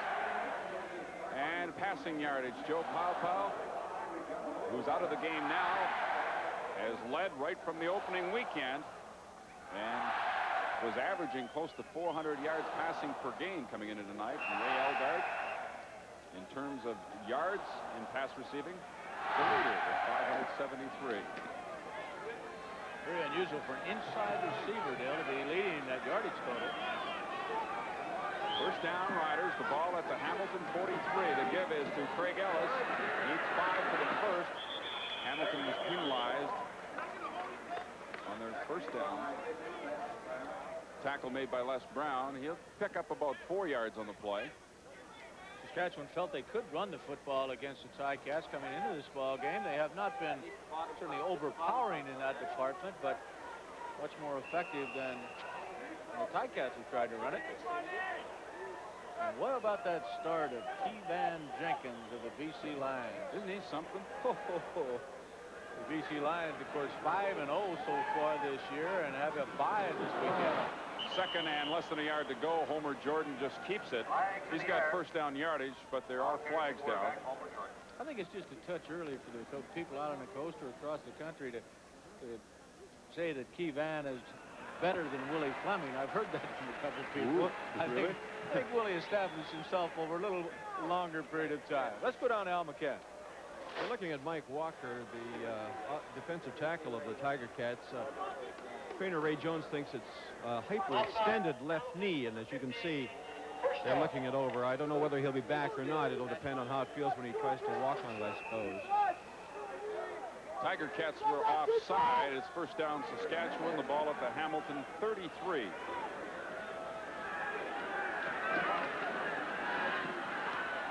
Again, Craig Ellis just sneaking out of the backfield. Takes the pass from Homer Jordan and does a nice bit of running and gets to the 15-yard line, but there are penalty markers down. They're going to wipe this one out. Best made the tackle on Ellis. We talked about dumping that ball off, even if you just dump it off for a couple of yards, which is exactly what happened with Craig Ellis that time. He made a big gainer out of it, but once again, Riders called for holding, so they'll be backed up.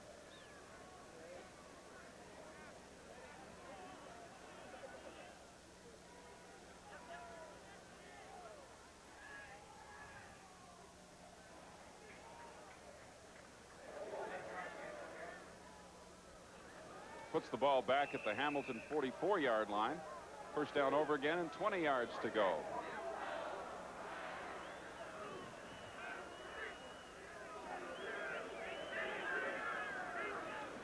Here they come. Jordan is caught from behind right at the 45-yard line for a loss of a couple. Mitchell Price with a good pursuit, and King was over there as well. So it pushes the Riders further back. It'll be second down and 22 yards to go.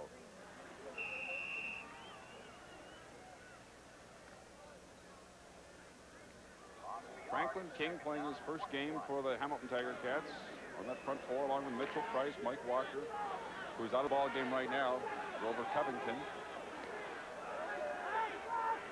Leon Miscavige is into the ball game. Jordan looking for Elons. He's got him. Pushed out of bounds by Best. First down at the 13-yard line. Well, I'll tell you one thing, Dale. Elons made a great adjustment to that football. He was out there on a hook, a deep hook to the outside, and the ball really was thrown a little bit deeper than it should have been, but he adjusted to it as soon as it came in there. Watch him now. Freddie Fleming, of course, has it for you in the isolated shot. He's ready for it right there, and then he sees it deeper and goes back about another 6 yards to make the reception. Good play. 32-yard gain for the Saskatchewan Roughriders, and now they're down deep. First and 10, Hamilton 13. 8.5 minutes remaining in the third quarter. Pitch to Ellis. Nowhere to go. Just may have got back to the line of scrimmage, and that's about all. We have another penalty marker down. Initial indication holding Saskatchewan. That's been about the biggest defender against the Riders is themselves holding. Holding penalties and interceptions. A very enthusiastic crowd here, as you can see at Taylor Field. The penalty by the against the Riders will be refused. Look at that step. Well, it's been a long time since the Ticats have moved those yardsticks. That's been back in the first quarter. 7 yards total offense. Yeah, first downs were both in the first quarter. Bob and Dave lead our stats and then Pellet. Jordan is knocked down at the 25-yard line by Franklin King. So that'll bring up third down, and the field goal unit comes on. Well, Franklin, as we mentioned, a veteran in the Canadian Football League, has been normally playing on the inside. The Ticats, however, have him lined up at that left defensive end spot. He will flip-flop with Grover Covington from time to time. There's a little guy enjoying himself. This is a pretty good tackle in the open field on a guy with the moves that Homer Jordan has. Excellent tackle. 32-yard field goal attempt now by Dave Ridgway. Stu Fraser doing the holding. It is wide to the left. Ridgway having an off night. 0 for 3, but it's a single point, and it's now a 23-14 ball game in favor of the Saskatchewan Roughriders over the Hamilton Tiger Cats, and we'll be right back. I work the CP railway line. I go where the steel rail guides me. I'm bound to 14 with 7:33 remaining in the third quarter. Hamilton with the football, first and 10 from their own 35. 24,000 plus at Taylor Field tonight. Yeah, you know, you've seen a lot of football games over the years, and when a team dominates another as much as Saskatchewan has over Hamilton, this lead is not that big. One quick score, Hamilton be right back in it. That's exactly right. How many times that'll happen? Hobart completes his second pass of the ball game. This is to Wayne Lee at the 40-yard line for a gain of 5, and the tackle made by Eddie Lowe. Well, in fairness to the youngster, he has had several dropped, but it has not been an outstanding performance that he came up with against the Montreal Concord last week. Second and 5 now. Back to the live action. Hobart steps up. Lots of room to run, and he can't run. Hobart down the sidelines, forced out of bounds by Glenn Suter at the Saskatchewan 37-yard line. And the second biggest offensive play of the day, they've both been when the quarterback is taken out running. Let's go down to Al McCann. Well, there's Dave Ridgway. Bad news for Saskatchewan. He's pulled a groin muscle. He'll be out for the rest of the game. And Saskatchewan getting quite a few nicks. Guard Neil Quilter also got banged around a little. They're applying ice to him, but he'll probably be back. And as for Mike Walker, who I reported on earlier on the Hamilton side of things, they now don't think that Mike will be back in the ball game. So is going to take their toll. Poncho James with the football to the Saskatchewan 34-yard line. A gain of 3 yards. Cedric Kelly making the tackle. That last run by Hobart was good for 33 yards. And right now Hamilton looks at 2nd down and 7. Gain of 3, 2nd down and 7. So with Ridgway Saskatchewan 34. pulling a groin muscle and out of the ball game, if the Riders get into place-kicking situations, it'll be young Terry Leschuk who will take over. Hobart just got rid of it in time and completes it to Wayne Lee. Darrell Toussaint managed to bring him down, and Toussaint, who was injured earlier in the ball game, is shaken up again. You're right, Dale. That's that bad hip of his. He has a hip problem already. 28-yard pickup for the Tiger Cats. I think he takes quite a shot here. I believe it was Gary Doolin, number 70, that put the hit on him. He went down, but boy, did he deliver that ball perfectly. I don't know if we were being prophetic or not, Dale, but we said if they could move this ball down, get right back in the ball game, even though they've been completely dominated in the first 2 2/3 quarters of this game. They trail the Riders only by 9 points, and they have a first down at Saskatchewan's 6-yard line. Now is when it counts. Can he put it in the end zone? Exactly. Toussaint is back on his feet and heading to the Rough Rider bench. He'll be replaced at least for one play by Dave Singh, number 22. Dale, that Hobart's a very resilient young man. He took a heck of a shot, too. He has taken a couple of them tonight, Al, and he just bounces right back up. It's 1st and goal, Hamilton, Saskatchewan 6-yard line. Big pressure. Fran McDermott got to him. They're going to rule an incomplete pass. Well, Dave Graffey was right there, number 32. I believe it was a legitimate throw. He tried to underhand or sidearm the ball to number 32, his fullback Graffey. The fans here won't be all that pleased, but take a look at the young quarterback. Actually, a good play by him. McDermott in there on the blitz, and he got rid of it and get rid of it safely. So it'll be 2nd down to the 6-yard line. He's got to be careful trying to throw that ball when he's in the grasp of somebody. He had one picked off earlier in the ball game. If you throw it in the dirt, you're all right. 2nd down and goal into the end zone. Touchdown, Hamilton, Rocky DiPietro. And he picks up his first touchdown of 1985. And for Ken Hobart, that's his 3rd touchdown pass in the season. 2 last week to Stapler, and now this one to DiPietro. And all the wasted opportunities that Saskatchewan has failed to capitalize on, they are going to be leading these Ticats by only a couple of points. Tiger Cats used 2.5 minutes, 2:38 to be exact. They move down and put it in the end zone, and here's Bernie Ruoff. The convert. It is good. 23-21. Saskatchewan leading Hamilton. 4:57 remaining in the 3rd quarter. Good throw by the youngster as Rocky DiPietro just coming from the top side on a crossing pattern. Man-to-man coverage, and Rocky runs away from him. Made up for that ball that he dropped on the 2-yard line a few moments ago. So with 4:57 remaining in this 3rd quarter, we definitely have a ball game. That was easily the most impressive drive. As a matter of fact, it was the only thing you could call a drive by the Hamilton Ticats in this ball game. And, of course, following the game tonight, we'll be announcing our game stars. Earlier, Paul Bennett definitely had a shot at the defensive star with that 109-yard interception return. Here's the kickoff by Bernie Ruoff.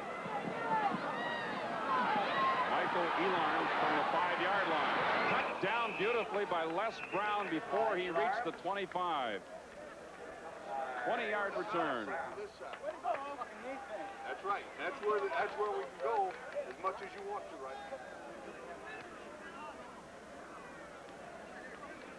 Well, you saw the discussion on the Hamilton Ticats bench, and they feel that they've found an area in that Rider defense so they can go anytime they want to.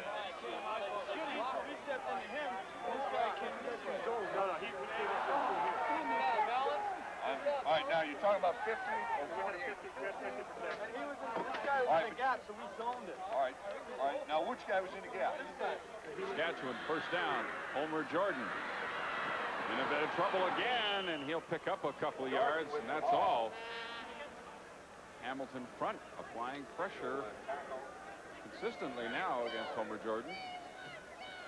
That was David Sauvé, number 88. Finally put the stop on him. They've had to make some changes up front. Walker out of there. Yeah, let's go in there and replacing Mike Walker, the injured defensive tackle that Al discussed a few moments ago. Savage has been around this league a long time, Dale, and with a few different ball clubs. Jordan throwing incomplete. Michael Elarms, the intended receiver. There's a penalty flag in the offensive backfield. Brown was providing the coverage on Elarms. A rough play call against Hamilton. Boy, that's one they didn't need. Let's take a look at it and see if we can see who roughed Homer Jordan. Sauvé. Another call coming from the weak side. Necessary roughing the passer, number 88, Hamilton. First down, Saskatchewan. David Sauvé, number 88, and that one really hurt. Sure did. Ticats would have got the ball in great field position. Well, instead, the Saskatchewan Roughriders are first and 10 from their own 41. 3:40 remaining in the third quarter. Riders lead by 2.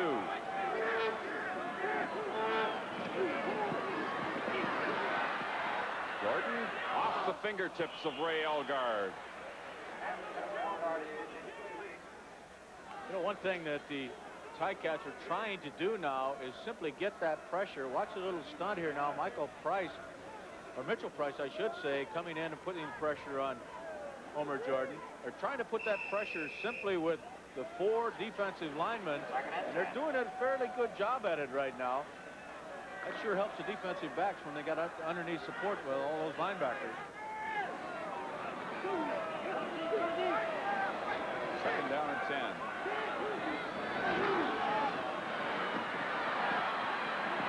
Jordan will take off. Got the first down. He's into Hamilton territory at the 53-yard line.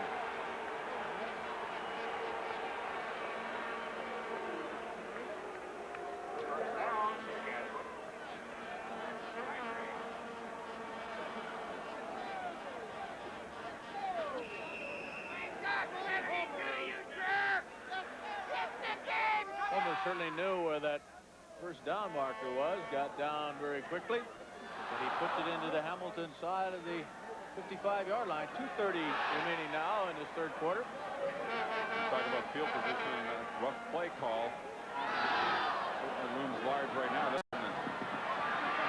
Definitely. To Elgard. Still on his feet. 35-yard line. Well, not tough to bring down or anything, is he? 17-yard gain. Boom, bam. He just bounced off of it. Harold Fields, number 16, and he's a bit mismatched in terms of size, but Paul Bennett comes up, takes a shot at him. Mark Streeter gets a shot at him. He just goes for another 5-6 yards. Elgard. Bill, you know, not only a field position, you're talking about that penalty being so important. It's also keeping that Hamilton Ticat offense on the bench when they had finally gotten a little momentum going for them. Now they're sitting out, can't get the ball back. Craig Ellis takes the handoff from Homer Jordan, and he gets close to 5 yards. Stopped around the 31, 32-yard line.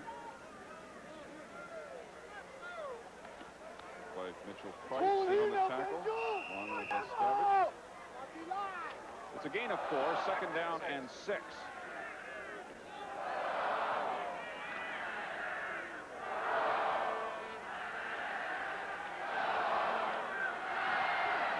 We have 1 minute left in the third quarter. Jordan has to get rid of it. On the move again. 25-yard line. He'll be very close to a first down. Or take off with it. Mathis making the defensive play to stop Homer Jordan. I think he's got a first down. Yes. They don't even measure it. Well, Homer Jordan, who had been looking around downfield for quite a few seconds, takes off and gets that first down once again. 29 seconds now remaining in the third quarter.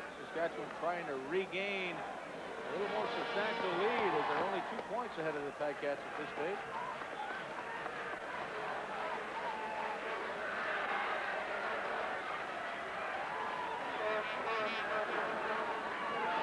Ellis slipping outside. Gets to about the 21. Sauvé from behind. Priestner also in on the tackle. Good effort by Sauvé because Craig Ellis got around him the first time. He just kept up the pursuit. Time for one more play here in the third quarter. Stu Fraser into the ball game. 11. Coming out is the wide receiver Stefan Jones, number 85.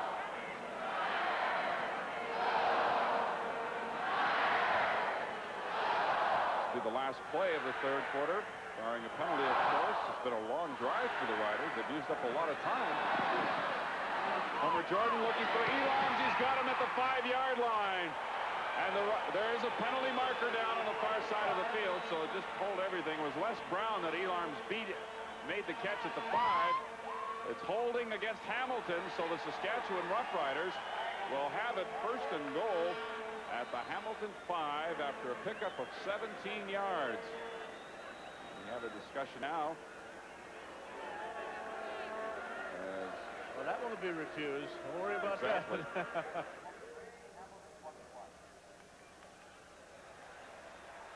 Okay, it's declined, of course, and that brings to the close the third quarter, and the score is Saskatchewan 23 and Hamilton 21. The Riders on the 5-yard line. We'll be back with the fourth quarter in a moment. I never liked thinking about life insurance. I want to think about living, not dying. It was my London life agent who showed me that life insurance can be something to look forward to. And my holiday here shows me this is going to be it. A financial package he called Freedom 55 will protect my family and help me retire back to this as early as age 55. Now, that won't be too hard to take. London Life believes life insurance is also for the living. Ask us about Freedom 55. Finally, someone's looking at life the way we do. For 7 years, we shared the place kicking duties. Yeah. Hold it, Steve. I did the holding, Jack did the kicking. Give me a hand. Now we're sharing Miller Lite. It's brewed right here in Canada. We drink it because it tastes great. No, we drink it because it tastes less filling. Tastes great. Tastes less filling. Tastes great. Hold it. Right there. Hold it yourself. Light beer from Miller, now brewed in Canada. Everything you always wanted in a beer, and less. It's after midnight. You're hungry, and your stomach is talking to you. Unfortunately, the refrigerator is empty. The supermarket is closed. And no one delivers at this hour. But you can drive to Wendy's, where the pickup window is now open late. So the next time your stomach talks to you after midnight, pick up something at Wendy's. And your stomach will thank you. Oh, thank you. Something later for Wendy's kind of people. We're back for the fourth quarter. The Riders are first and goal from the Hamilton 5-yard line.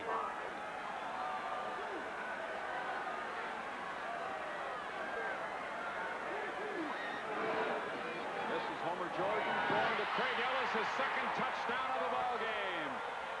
A long drive by the Riders, and they put it in the end zone. They used up 5 minutes and 16 seconds, and of course, if you can use up that much time, that's great, but putting it in the end zone is the main thing. Oh, isn't that for sure?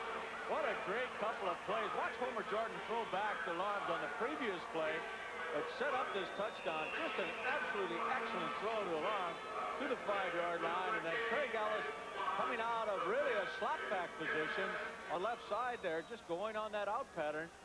Nobody near him. Touchdown. This is the youngster Terry Leschuk converting the touchdown in place of the injured David Ridgway. And the score is now Saskatchewan 30, Hamilton 21. And we'll be back with more fourth quarter action in just a moment. When you're out there calling balls and strikes, you have to have the eyes of an eagle because you really can't afford to miss a thing, which which is why I was one of the first to notice that Miller Lite is brewed right here in Canada. I really do like light. It tastes great and it tastes less filling. As I'm always telling the guys on the diamond, if you want to get anything by me, you've got to get up pretty early. Light beer from Miller, now brewed in Canada. Everything you always wanted in a beer, and less. Take a good look at the new Safari. It sells itself.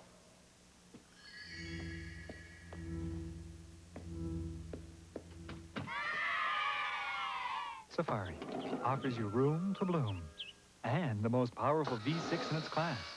4 seats up to 8 in divine comfort. So it should be no surprise that Safari is just for you. The new GMC Safari. It's more than magic. This is Poncho James returning the kickoff out across the Hamilton 25 to about the 27-yard line, and it was Eddie Lowe making the tackle, a 66-yard kickoff and a 28-yard return, but there is a penalty flag down. I think the Riders were offside on the kickoff. They may have to do it over again. Here's the touchdown, Homer George to Craig Ellis. Great throw, eh? Right off the bat here in the fourth quarter, capping an 86-yard, 9-play drive, and they used up over 5 minutes on the clock. You know, maybe one of the factors in this game we have not talked about is Poncho James. As we've mentioned, he gained 120 yards on the ground against the Montreal Concord. Take a lean over there and tell us what he has rushing for today. Poncho James has carried 8 times for 7 yards. Well, I'd say that's a pretty fair defensive effort. Ken Hobart, on the other hand, has carried twice for 77. And those runs were 44 yards and 33 yards. Hamilton does have the edge over Saskatchewan in rushing stats tonight. Because of Hobart, obviously. Well, the Riders will have to kick it off again from their own 40 this time. Craig Ellis, who got the touchdown, his second of the ball game and 5th of the season. This is James at the 10-yard line. Gets away from Robert Reed. Out at the 35-yard line, Al Johns, number 77, in his second game back since an injury, is there to put the stop on him along with Scott Rettle, number 69. Well, Reed has done an excellent job, though, for Saskatchewan, getting down on those kick cover teams. He was so far ahead of everybody else, he had absolutely no help at all down there. As you see, Gainer the Gopher, is that still correct? They rename those things. Number 35, Hobart throws complete to DiPietro. 43-yard line. It'll be a gain of 8 on the play. Hamilton Tiger Cats haven't lost here in Taylor Field since 1982. And even though they've been dominated statistically in this ball game, they're certainly not out of it. That's how you get rid of a defensive back. That was Dave Sings, UBC graduate that Rocky kind of ran over a little bit. Second down and 2 for the Tiger Cats. Give to James. And he was hit as he got to the line of scrimmage. He fell forward. Depends where they get the spot now. I think he's short of the first down anyway. In there was Rick Moore, number 76.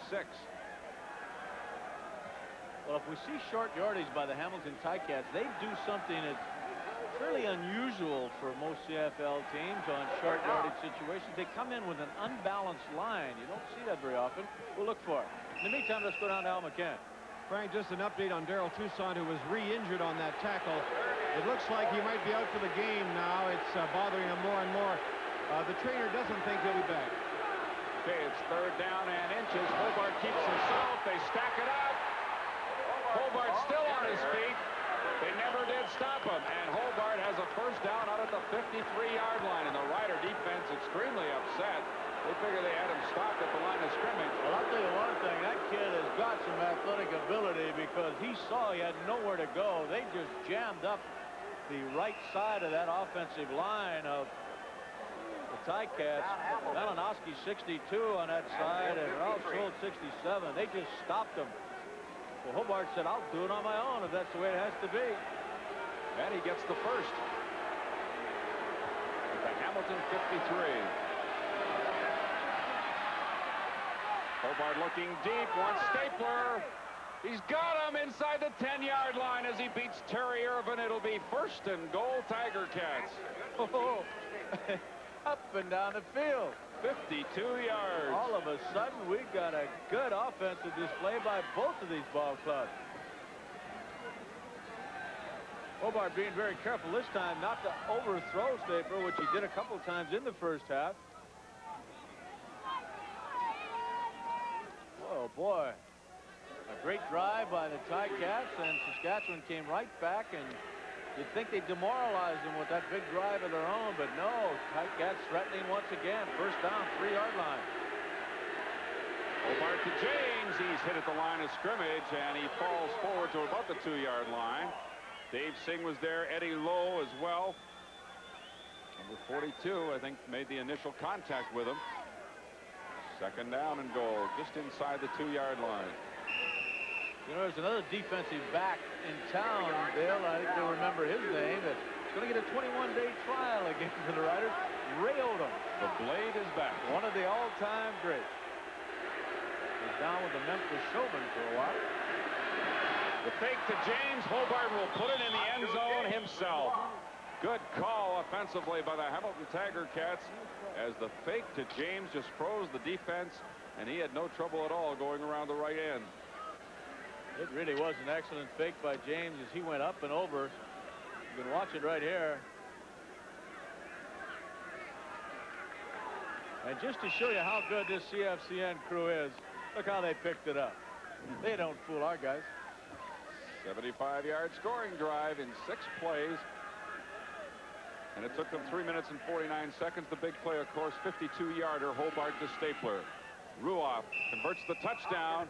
And now it's Saskatchewan 30, Hamilton 28. We have 10:52 remaining. We'll be back in just a moment.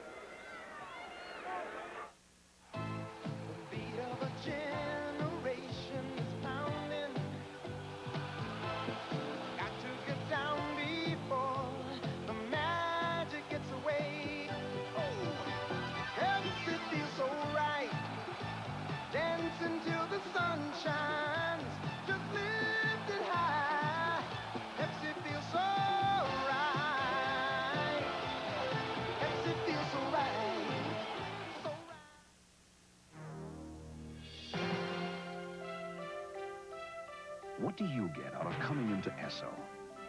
You get the advantage of constant research to find a better gasoline. You get the advantage of quality products and services with clean, bright stations. Esso is keeping pace with your changing needs, so what you get out is what you've asked us to put in. Better performance. You really do make us better. Hamilton quarterback Ken Hobart, who just scored a touchdown with the ice pack on his left hand. I think he hurt that a little bit on that 3rd down and short yardage play, Dale, when he went in there. Good thing for the Ticats, it's his left hand. 2-point lead for Saskatchewan, and Bernie Ruoff has the ball teed up at his own 45. We have lots of time left, and who knows what's going to happen from here on in. Denny Ferdinand from the 7-yard line.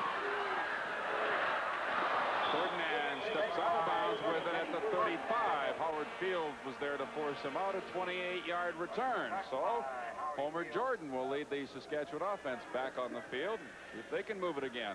There's an excellent picture of that wedge forming, trying to open a spot. Alarms coming up there trying to help on the return. Pretty good coverage. Just take a look at that great fake once again by the young quarterback as he takes it into the end zone for his 2nd rushing touchdown of his very short career, 1 3/4 games. He's starting to perform here in the second half the way he did in Montreal last week. Jordan throwing an interception to Howard Fields. There's a penalty marker down. 2 penalty markers down. See what the call is here. Not particularly under pressure.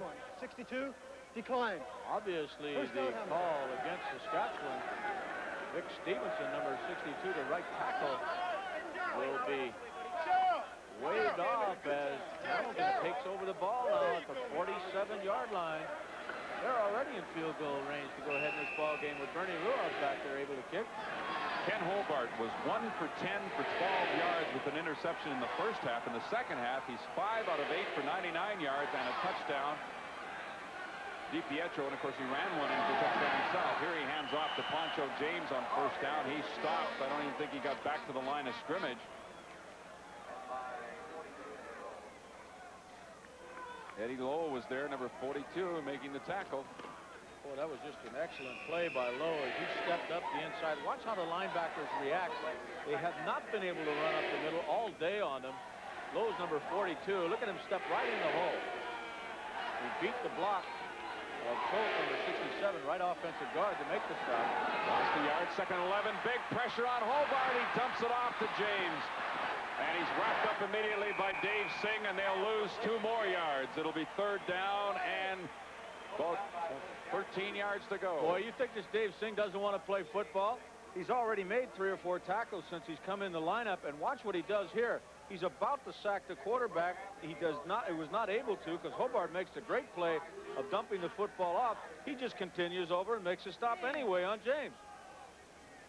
Great effort. Great defense on those 2 plays by Saskatchewan. Hamilton had the first down at the 47. They're now 3rd down and 13 from the 50.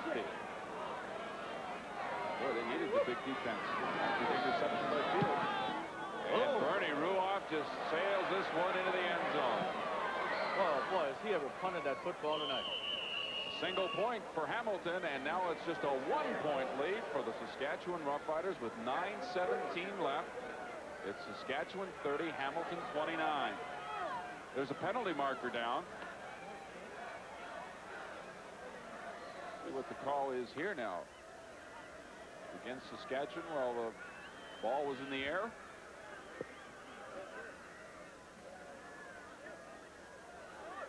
"74-yard punt that time by Bernie Ruoff, the first time he's had to punt this half. Ideally, he was only averaging 54 yards a kick before he hit that one. So his season average coming into the ball game 45 yards. His career average is 45.3. Well, I'll tell you something. That's one big advantage Ticats have over over Saskatchewan, and that is in the kicking department. Now I think we've got the penalty flag sorted out.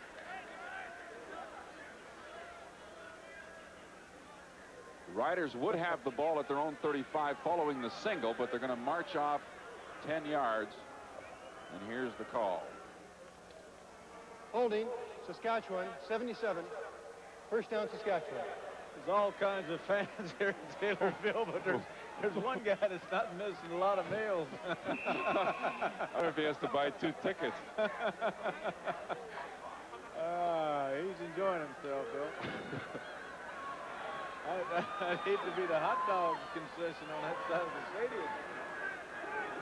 First down from the 25. Homer Jordan in trouble, and he's hauled down from behind. I think that was Mitchell Price, the first man to get to him, and he chased him for quite a ways to finally bring him down for a loss of a yard.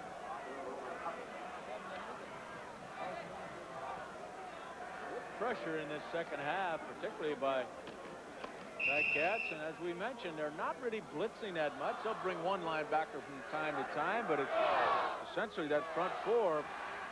King, Price, Covington, and Leon Lescavage, who replaced Walker. Tomorrow afternoon, McMahon Stadium in Calgary, the Stampeders hosting the Montreal Concord on the full CTV network, starting at 4 o'clock Eastern Time.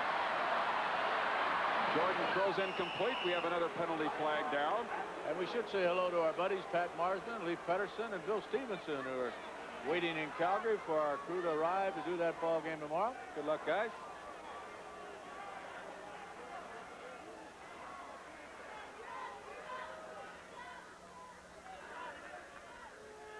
Holding, Saskatchewan, 74.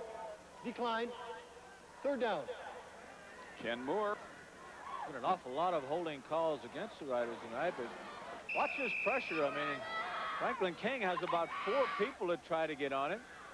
Finally, however, it's a newcomer, Reggie Mathis, the linebacker we've talked about a lot tonight, who put the ultimate pressure on. 8 minutes remain now. Ticats going to get the ball back, and they trail only by 1. Wayne Lee on the return, and he is cut down immediately by Ken Moore. Number 74. 39-yard punt, no return. The score is Saskatchewan 30, Hamilton 29, and we have 7:52 left. We'll be back in a moment. Sun up to sundown, the day is long. Bring your thirsty self right here. You got the time, we've got the beer. For what you have in mind, come on, it's Miller time. The King Can comes to town, close to a liter of that clean, smooth taste. The Miller High Life 946 ml King Can, appearing now. Always lead the simple life. That's why Canadian Tire sells Mastercraft screwdrivers. And we're so sure Mastercraft brand screwdrivers are made to last, they're guaranteed forever. Just like all our Mastercraft tools. And nobody guarantees tools for longer than that. Max, you've got to leave these tools alone. Max, you put a scratch in it. Mastercraft tools from Canadian Tire. They're guaranteed forever. Just 1 point separating these two teams with just under 8 minutes remaining to play here in the fourth quarter at Taylor Field. Hamilton Tiger Cats trailing, but they have the ball back. And look at the first down difference.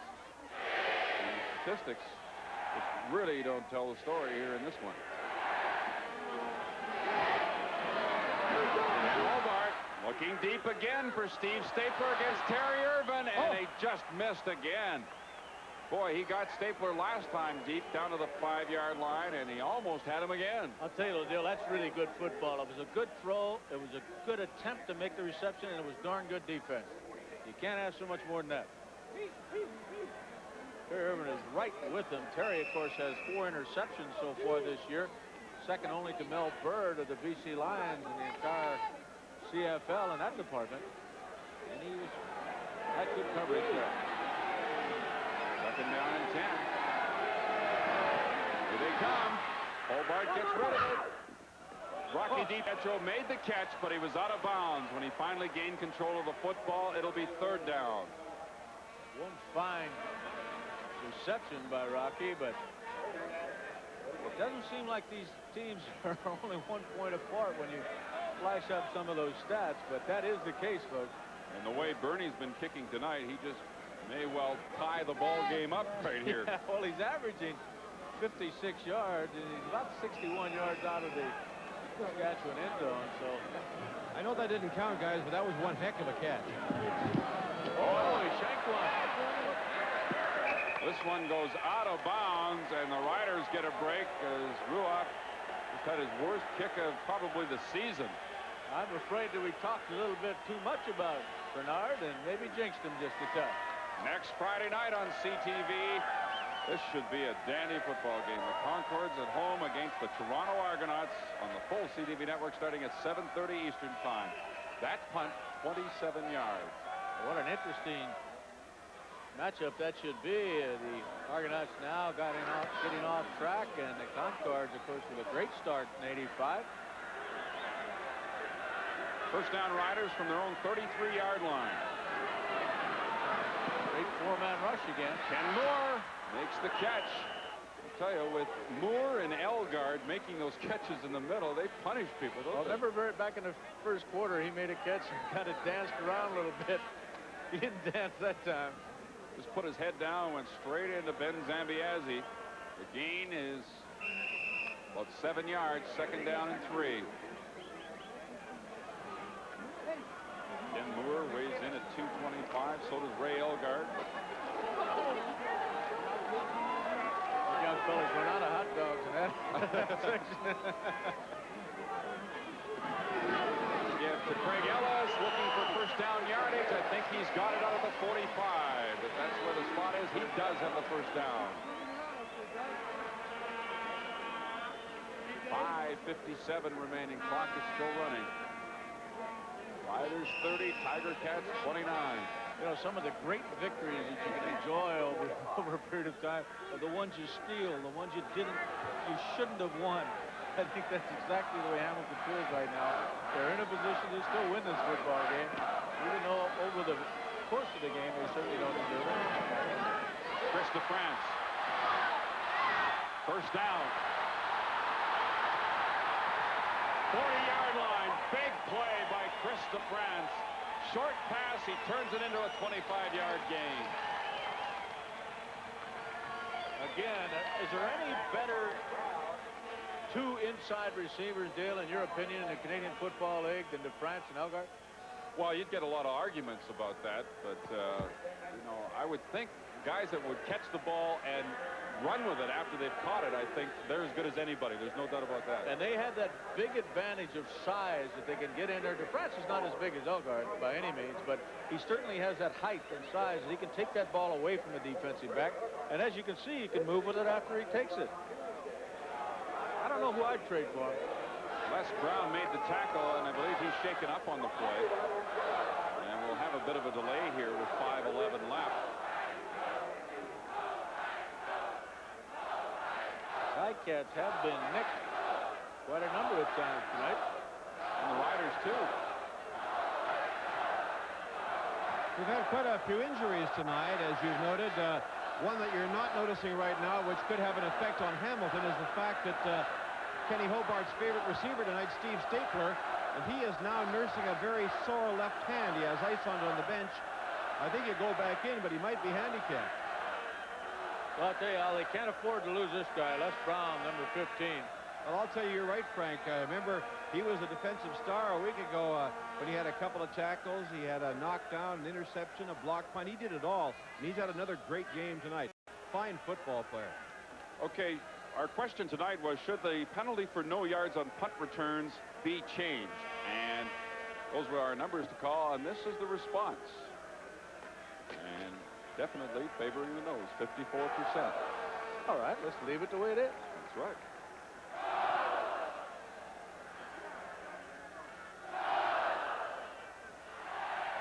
Les Brown very gingerly heading to the bench.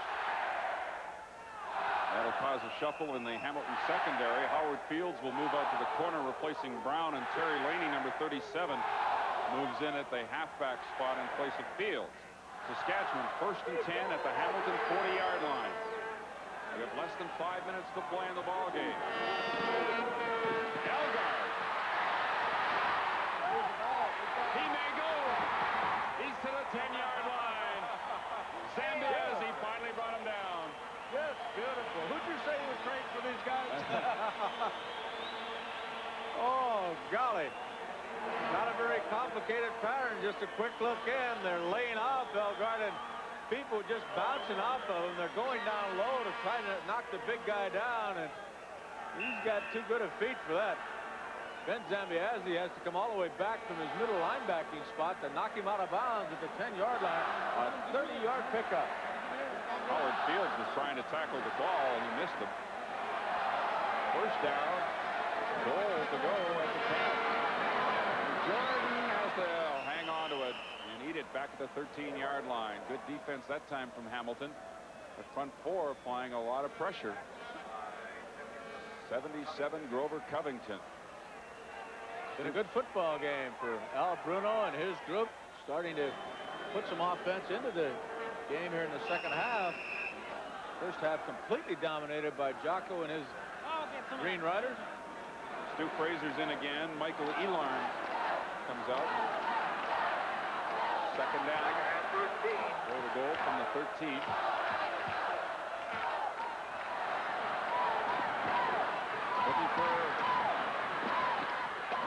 Looking for Elgart, and he just wasn't open, and so Homer Jordan just takes it out of bounds at the 12-yard line for a gain of 1, and that'll bring on the field goal unit. And of course, this is a key moment as well, because Dave Ridgway's out of the ball game with a groin pull, so Terry Leschuk will be kicking the field goal. He definitely was looking for Elgart, you know, because I was looking downfield and they had double coverage on him. Jordan putting himself in a position where he really couldn't find a secondary receiver. He burned up too much of the field by rolling to the short side. Leschuk looking at a 20-yard field goal attempt. Stu Fraser doing the holding. High snap. He got it down. It is good.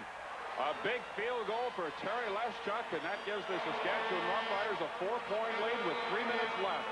Saskatchewan 33 and Hamilton 29.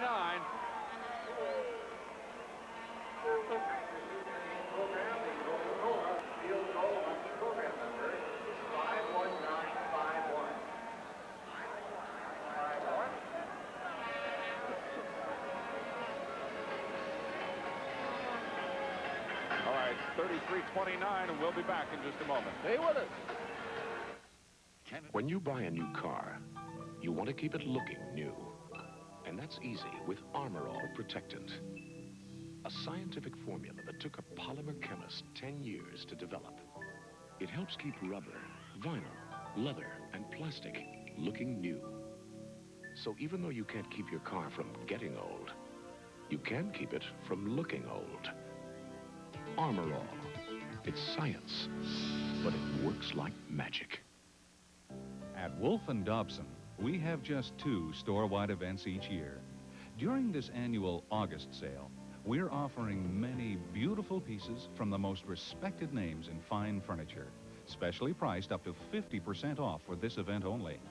At Wolf & Dobson, our sale price sells, but our quality tells. Take advantage now of these spectacular savings. Wolf & Dobson, 1294 Granville at Drake in downtown Vancouver. Head coach Jack Goda and the Saskatchewan Roughriders looking on now as the Hamilton offense goes to work. First down from its own 35-yard line. Saskatchewan leads by 4, 3 minutes left in the ball game. Hobart has this pass knocked down at the line of scrimmage.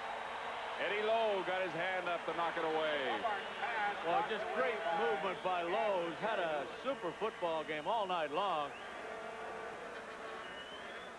Watch Lowe come over. He sets up, gets up into the spot, sees the ball being delivered, just gets those hands up. If you can't get to the quarterback, do this. Oh, now we have the referee stepping in to stop the clock. The clock kept running, even though it was an incompleted pass. And I don't know how many seconds they used up, but they're going to have to reset it. It's all the way down to 2:34. Now they've put it back up to 2:47, so they rule that 13 seconds ran off.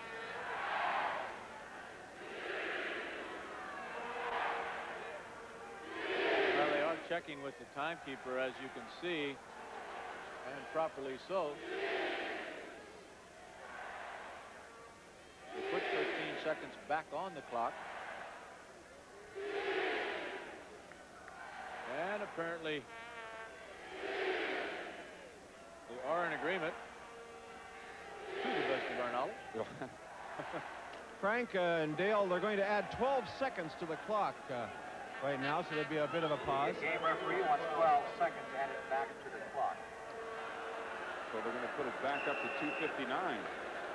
Holy cow, that play only took 1 second. Yeah, that doesn't sound right. That was a drop by. Got a little quick feet there and jumped the gun. This is Poncho James, I believe, missed the catch. But there are flags at the line of scrimmage. And they'll bring it back. Oh, there were 2 or 3 Ticats in motion while that ball, prior to the ball being snapped. Good call. Rocky DiPietro for 1, and the receiver on the far side of him. It'll be second now and 15 yards to go for the Legal Ticats. procedure, 23 Hamilton. First down, repeat it. Well, DiPietro is the one they called out to all the folks here at Taylor Field. Second down and 15. So the young quarterback, Ken Hobart, needs a big play right here.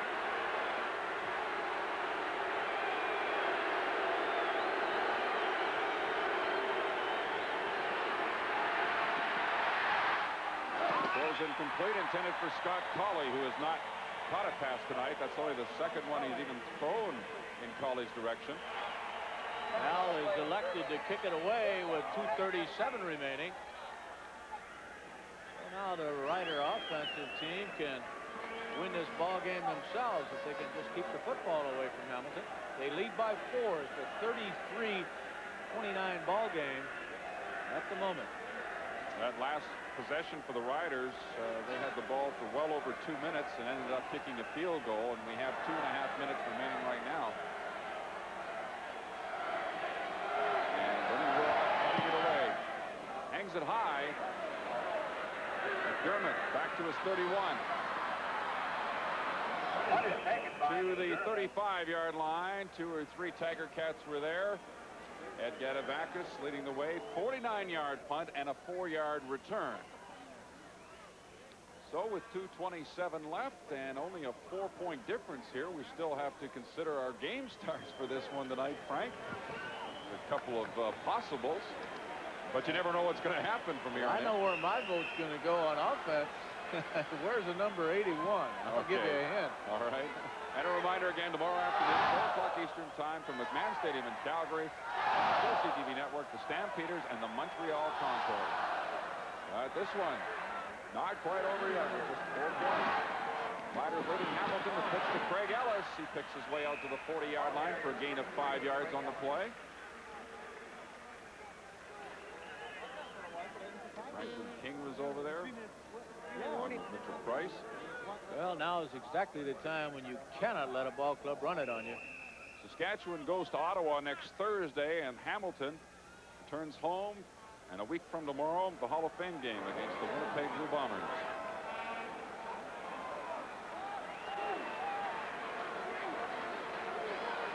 Second down and 5.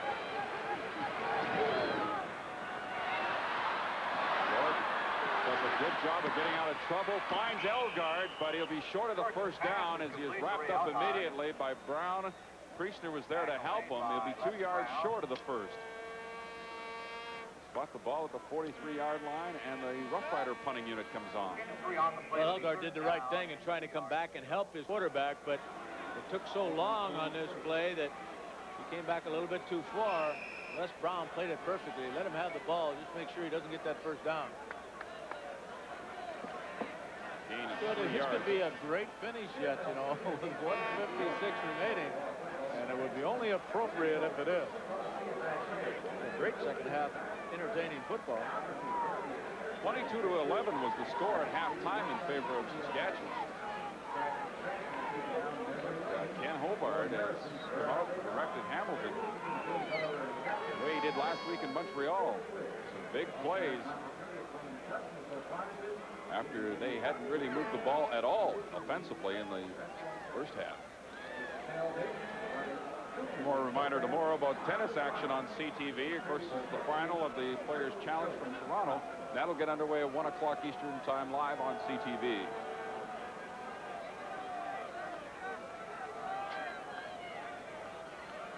You know, Dale, I was just thinking down the road a couple of weeks, we've got Saskatchewan and Edmonton. What a dandy that should be as they continue their battle for a playoff spot.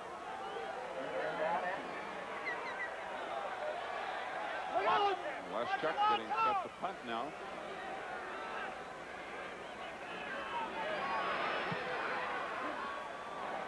Short kick. Bennett moves up to the 30-yard line.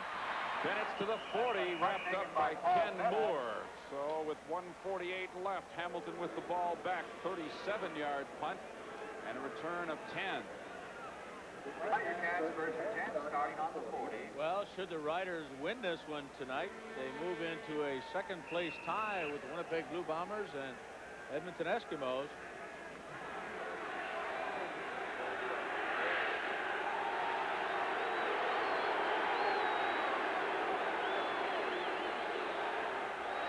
Down from the 40, Hobart throws complete to DiPietro. He got past Dave Singh, fumbled the ball. The Riders have got it. Dave Singh recovered the fumble after missing the initial tackle. Jackson, I think, stripped the ball away from DiPietro. Well, I'm sure Rocky feels very, very bad about that, but in an effort to try to pick up additional yardage, he spun away there from Singh. And I think you're right, Dale. It was number 45, Jackson, Billy Jackson, the linebacker, who came from behind. Rocky did not see him, obviously, and he knocked the football out of his hand. 1:40 remaining. That should do it for the Riders if they can retain possession. Well, is that a little premature, Dale? You might be, the way this game has gone. I don't know for sure. too long. Wow. Mistake like that. Well, of course, there's no reason to make a mistake like that. There's 20-second clocks are at either end of the field. The quarterback's looking right at it. Now the situation is that the Riders will not, or the clock will not start until the Riders do snap the football with 1:38 remaining. And there's your clock that Homer Jordan was or should have been looking at.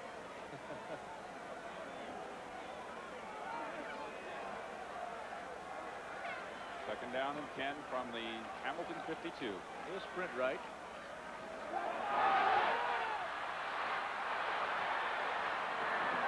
Gets to about the 48-yard line, and Priestner was there along with Reggie Mathis, number 43. Pick up of 4 yards. And again, the Rider punting unit comes on. And you still have a minute and a half left. So even though they got the ball back on the fumble recovery by Dave Singh, the Riders. That loss of down penalty is a big one. Yeah. Boy, all he had to do was fall down on the ball, and they'd been much better off than that.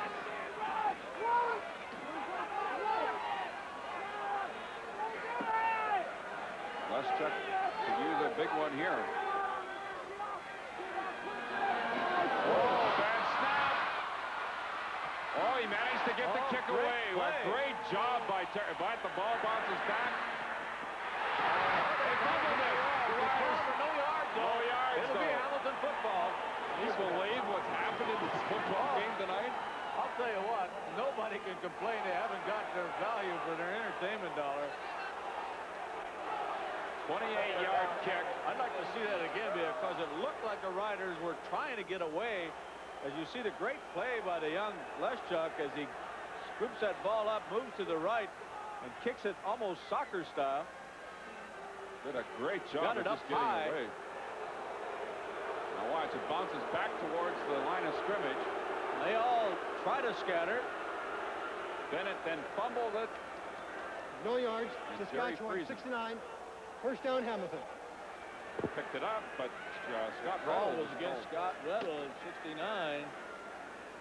So with a minute left, the Tiger Cats do have the ball at their own 36-yard line. We do have an injured Hamilton player on the field.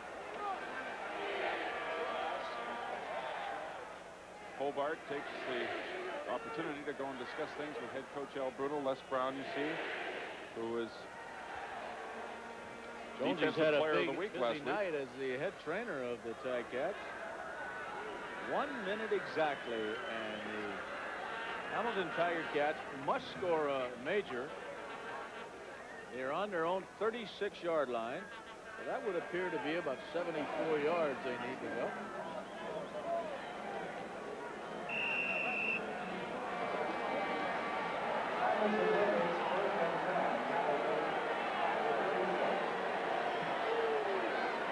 Okay, here we go. First down, Hamilton, the ball at their own 36. 1 minute to go. Hamilton has to put it in the end zone. Hobart gets away from trouble again. Throws complete to Scott Colley. The Riders say it's incomplete. The referee says it's good. First down at the 53-yard line. Jocko was right there making the call, too. 16-yard gain, his first catch of the night. Took only 8 seconds. That Hobart Was he inbound? Yes, sir. Good call. Hobart does such a great job of just buying the time back there, doesn't he? He sure does.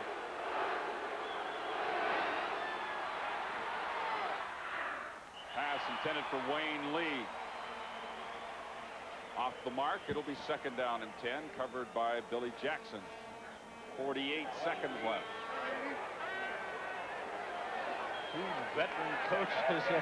He's still, I'll bet you, very, very nervous at this point. The confusing thing is, you know, like, since Al Bruno's been head coach of Hamilton, he's never lost to Saskatchewan. And Jocko, as a head coach, has never lost to Hamilton since 1979. Really? Second down and 10. Hobart rolling away from the pressure. Dobson Ball got away from knocked him. away by Eddie Ray Walker. Steve Stapler, the intended receiver. Big defensive play by Walker. Third down coming up. third-year pro, but first-year pro as far as the Riders are concerned. And what a big play he comes up with. 41 seconds remain now, but the important thing is it's 3rd and 10. The Ticats have got to get 10 yards or more.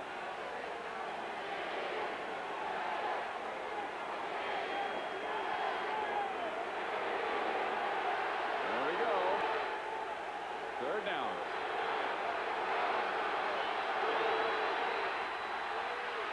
Hobart got away from Goltz, gets around Rick Moore, now goes deep for Stapler. Knocked away by Eddie Ray Walker. Whoa, I thought Stapler had it for a second. 2 great plays by Walker. And Stapler made just a gigantic effort to catch this football. It was underthrown. And how many times have you seen that kind of play be completed? Eddie Ray Walker, good defensive position. Looked like both of them are jostling each other just a bit. Could have been an interference call there right before the ball arrived. Ooh. However, Saskatchewan takes over now with just 30 seconds showing on the clock. What a beautiful football game.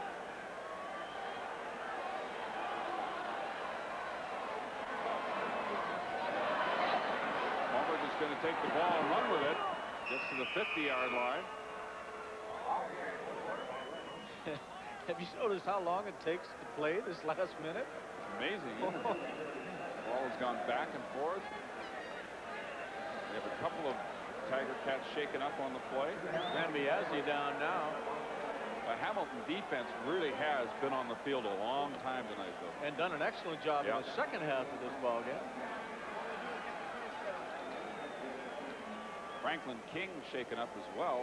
He's back on his feet and with some help is heading towards the bench.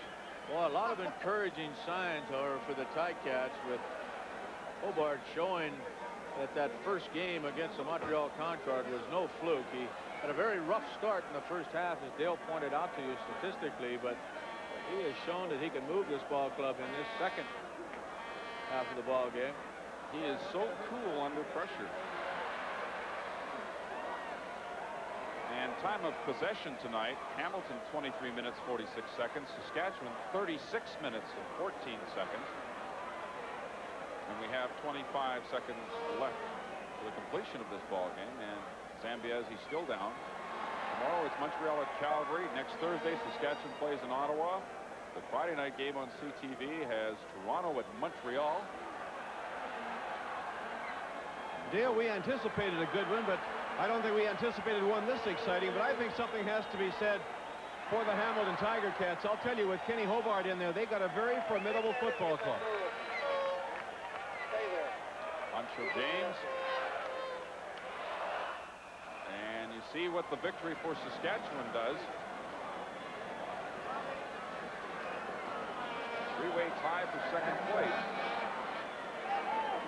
Clock is winding down, and Jordan trying to use up the entire 20-second clock, just grounds it right at the 50, and he'll have to do it once more before this football game is history. Boy, been a great one.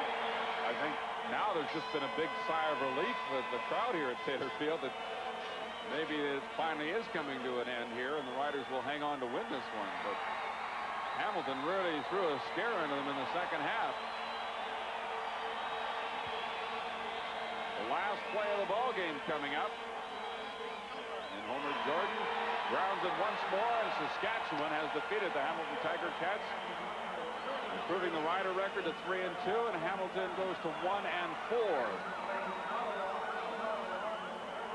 In a game that statistically was all in favor of Saskatchewan, but some key turnovers. Of course, the big one being the 109-yard interception return by Paul Bennett. Another interception by Ben Zambiazzi. And that definitely kept the Hamilton Tiger Cats in the ball game until the offense got rolling, and then it was anybody's game in the second half.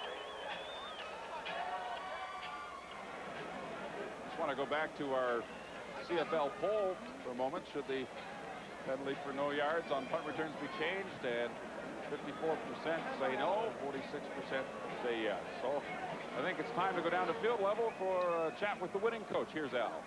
Well, okay, Dale, with a very excited coach, naturally. Jack Good, a big win for you guys, Jack, but what a tough one. Hamilton played well. It's never easy, is it? You know, like Ridgway gets hurt and he can't kick, and then young Terry Lester comes up and makes some great plays, kicks a key field goal, and then, of course, on a bad snap, he picks that up and gets the ball down the field and protects what skinny lead that we had.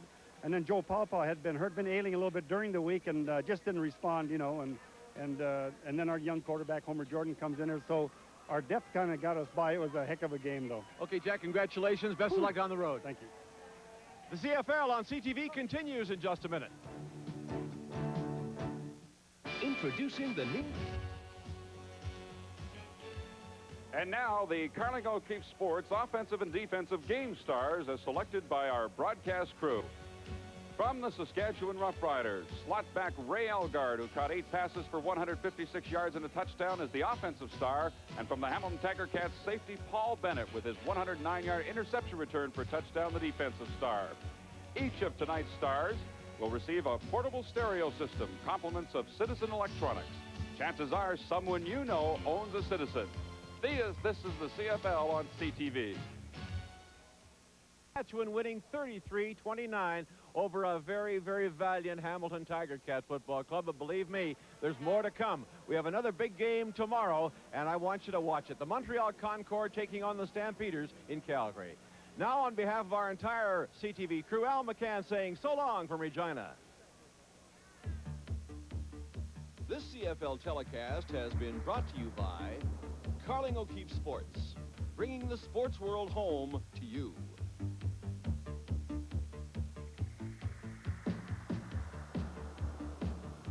This telecast is copyright and is strictly for the private use of our audience. Any reproduction, retransmission, or rebroadcast in whole or in part without the express written consent of the CTV television network is strictly prohibited.